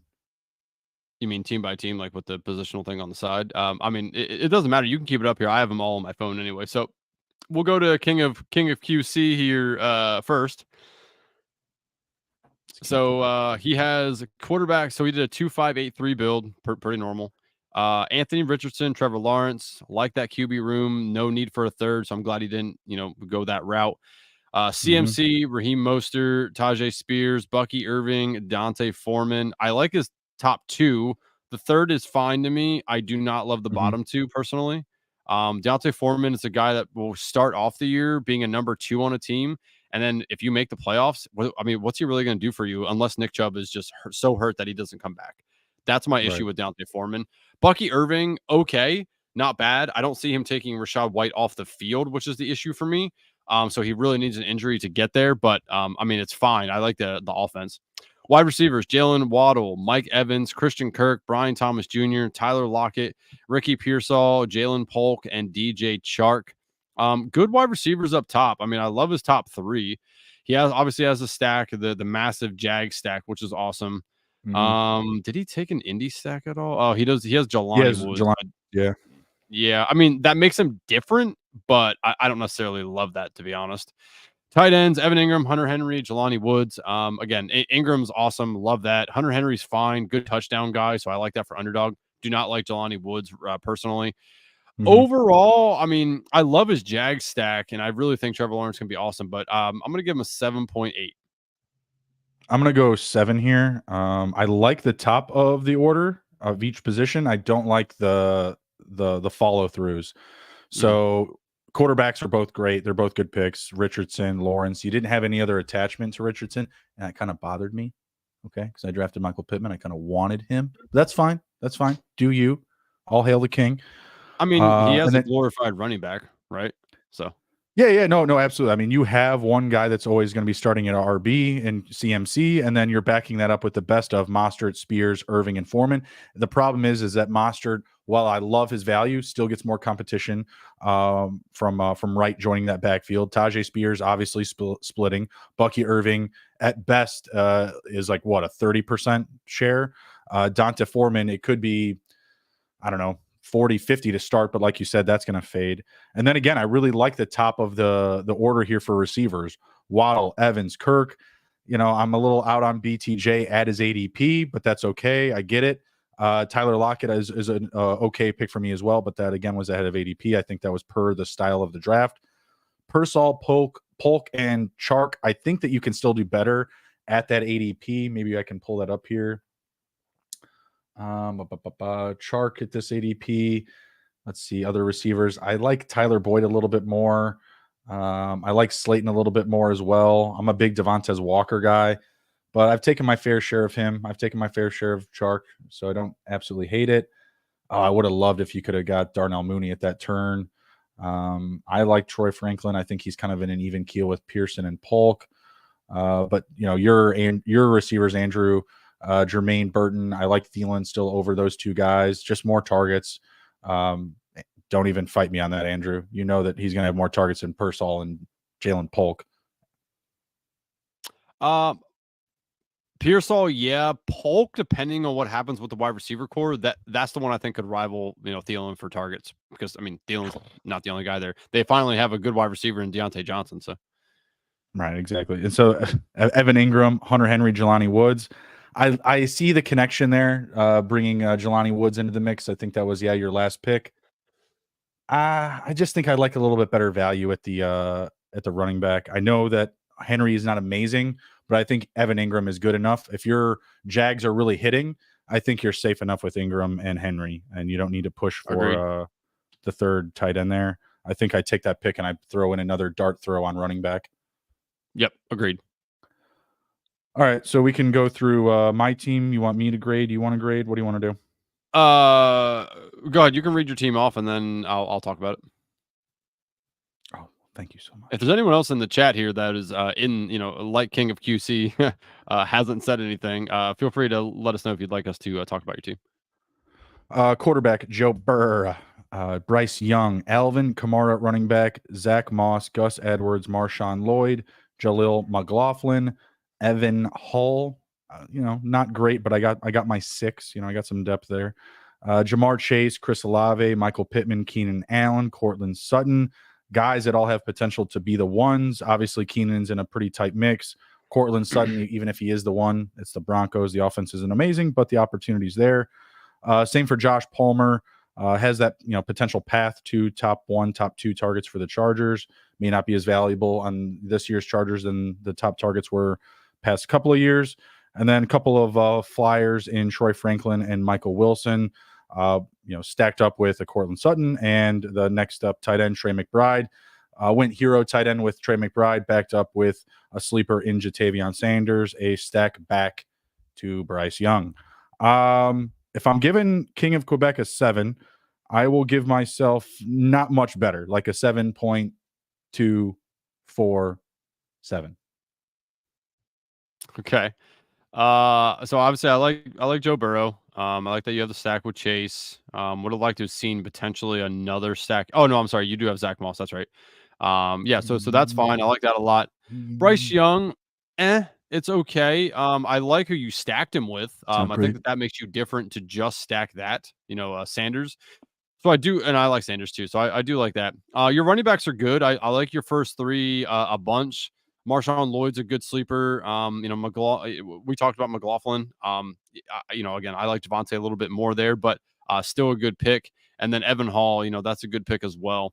So running backs are good. Wide receivers, your top two are awesome. Pittman's good. He needs to see that volume though. I do worry about that a little bit. Keenan Allen's fine. Sutton, I do like Palmer though. Franklin and Wilson. I don't love the Wilson pick. I would like to see you take somebody else there personally, but Franklin's interesting, especially if Bo Nix hits. He and Troy Franklin went to same college, so they already have that connection. So that's not bad as well. And then love Trey McBride. I don't know. I may have won another tight end potentially for you. Yeah. Overall, though, not bad. I mean, I'm gonna put you right up there. I'll give it an 8. I wish there was a little bit more stacking, but overall, it's a pretty solid build. Thank you. That's very compliment. You're not getting an 8, but that was very nice of you. I see what you're trying to do there. It's Copper's not in here, is he? I mean, I've been in so many drafts with him. I just didn't know if he was in ours, but I got Ramrod here. I got Ramrod. Okay, so we got Lamar Jackson, Brock Purdy. You did a good job. He did the exact same thing when I drafted with him the other night. By the way, the exact same quarterback stack. Here I was coming to give you your flowers. Oh, you already did that. Zay Flowers, your third wide receiver. Running backs: Rashad White, Najee Harris. What? April showers brings Zay Flowers. That was last month. Rashad White, Najee Harris, Austin Eckler, Jerome Ford, Tyler Algier, Roshan Johnson. Pretty good stable. 2673. So your wide receivers were Wilson, Ayuk, Zay, Jamo, Cooks, Thielen, Devontae Walker. Not a lot of arguments for me here. This is a good team. Yeah, it's a good team. Sorry, I didn't say his tight ends. Kittle, Juwan Johnson, Isaiah Likely. I'm just trying to think of his grade. It's a good team. I'll give him an 8.347. Nice. You always end it with a 7. Interesting. Yeah. So I mean, I like the stacks that he got with Baltimore. Obviously, the Likely one makes it a little bit unique. I don't know how many people truly are going to take Likely there, unless they just get completely boned. So I do like that. Purdy again, fine with the Ayuk and Kittle stack. I'm not a big Kittle guy personally. I don't love the Kittle pick. I think his tight ends are weaker than we probably think they are. Kittle's extremely boomy busty. Do not love. Juwan Johnson, a great finish to last year, and I mean, again, he's got him paired up with Purdy and Ayuk. Yeah, it's fine. I'm just saying, I'm just not a big fan of the Kittle. I think the tight ends room's it's okay. Wide receivers though are good. His first 3 are very good. Jameson Williams can be awesome. He sniped me on Brandon Cooks. I would have loved to take Cooks, so love that pick as well. Hate Adam Thielen and Devontae Walker, just a upside play, potential hit. His running backs though, his first 4 are awesome. I love all 4 of those guys. And then not an Algier fan, and obviously, you know how I feel about Roshan. So yeah, man, I'm gonna give him an 8.3. Pretty good. Hey, 2 8.3s. You win, Ramrod. Congratulations. Win. All right, now let's roast the TD King here. So Tom Brady. Quarterbacks: Dak Prescott, Justin Herbert. Running backs: Jahmyr Gibbs, Jonathan Taylor, Derrick Henry, Tyrone Tracy Jr., Elijah Mitchell. Wide receivers: T. Higgins, Calvin Ridley, Chris Godwin, Rashid Shaheed, Quentin Johnston, Jermaine Burton, Malachi Corley, Zay Jones, Jalen Tolbert. Tight ends: Jake Ferguson and Brock Bowers. Go ahead, Bruni. Yeah, your receivers stink, pal. The first 3 are fine. Rashid Shaheed, I think, is a good 2 as well. So you can make a case that the first 4 are fine. The last 5 are all iffy, but you should be getting Rashid Shaheed at ADP or later. Like you shouldn't have to feel 8 rushed. Spots. Come on. That's not that big a deal. You've gotten him well past 8 spots before. Come on now, it's Rashid Shaheed. Sure, no but one's banging down the door for Rashid Shaheed. Yeah, but in the situation, I needed a wide receiver. I don't mind picking him 8 spots ahead of ADP. You get to say that your top 3 receivers are really good. That's what you get to say. You don't get to say that the top 4 are. You get to say the top 3 are. I said arguably the top 4 are good. Arguably the top 3 are great. And if you really like, I don't know what your definition of good is, but Shaheed is how the kids say mid, you know, at least for now. Good value at ADP or later. Just not rushing to get them well ahead of ADP. Specifically because you got like Burton at ADP or later. I guess you had to bring up some of these other guys. Maybe it was just a point of the draft, but I like your quarterbacks. I like your top 3 running backs. I like Tyrone Tracy. I just don't like much other than, the top couple of receivers here. I like Shaheed, but do you have him tied up with anybody? No stacks. No stacks. No, I mean, you got the week Johnson 17 stack. You got correlation. Burton stacked. You have any ties with Burton? Or I'm sorry, not with Jermaine Burton? Well, Higgins. Bengals? Higgins, there you go. Okay, so that's good. Corley. No other Jets. Still not a bad pick. I went Michael Wilson, so I'm certainly not going to argue against Zay Jones. And Jalen Tolbert, like we said earlier, he's getting juiced up. You're joining the club like everybody else. Well, I mean, plus I have Dak and Ferguson, so that does help. That works on the Tolbert. That does suck. work. I'll give you 2592. Nice. Hey, thanks. I thought you were going to just come try to roast it. So no. It wasn't as bad as last week. The thing is if I give you a worse grade than that Marvin, Harrison, and Gibbs, I lose my credibility. I'm not about to do that for your poor drafting. Okay, buddy. 10-4. I hear you. Yeah. No, this is an okay team. It's better than I thought it would be, but it still stinks. Thanks. I appreciate you. And that's coming from me. My team wasn't very good today. So I just went back and looked. By the way, the pug already filled up. I didn't get to get my last draft in. Shucks. I didn't get my 3 drafts in. Darn. I guess I'll have to wait for the next one. Oh, I mean, maybe. Damn. Hold me now. Can't believe that. One day. Well done, Underdog. Well done. No, very good draft. Cheers all around. Ramrod, the king of Quebec. JJ Frankie JJ, as they call him. Renegades of Funk. You can go funk yourself.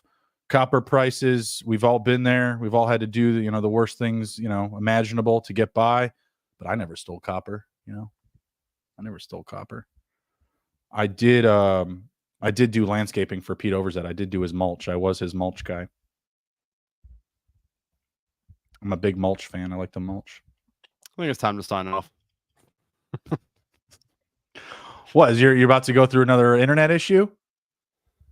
No, but we're 2 hours in, and you're talking nonsensical now. What? I mean, mulch is a pretty popular topic in the best ball streets. I didn't make it popular. Our Lord and Savior Pete Overzet did, or our overlord, I should say. Oh wow! I see what you did there. Ah, you did. Okay, you picked up on that. Picked up what I was putting down. All right, my speaker just fell over. I think you're right. It's time to go. The speaker's drunk. All right, Andrew, anything to add in before we are heading out? I know that we will be back at the same time next week, but let the folks know where they can find you on the X, on the old previous Twitter machine. Anything right here cooking up this week at arob23. Yeah, I mean, just reminding everyone to go to fanspeak.com, check out all the articles. Megan and Steve do a great job with bringing out articles on there. You want to look at some rookies, week 17 correlation, whatever you would like to look at. They got some articles for you, as well as, if you have not already done so, hit the like button, subscribe, share, let everyone know where they can get their best ball action over at FanSpeak Network. Bruni, let's go. Yep. On our way to 150. This was draft number 24 for the both of us. Hope you guys enjoyed the sleepers and week 17 conversation. If you jumped into the video and you missed that first half, you're going to want to go back and watch that. A lot of good topics there, players that we covered, a lot of late rounders from me, a lot of mid-round guys from Andrew, teach their own how they define a sleeper. You can find me on the X at Best Ball Bruni. Take care. Be well. Be good. If you can't be good at it. We'll see you.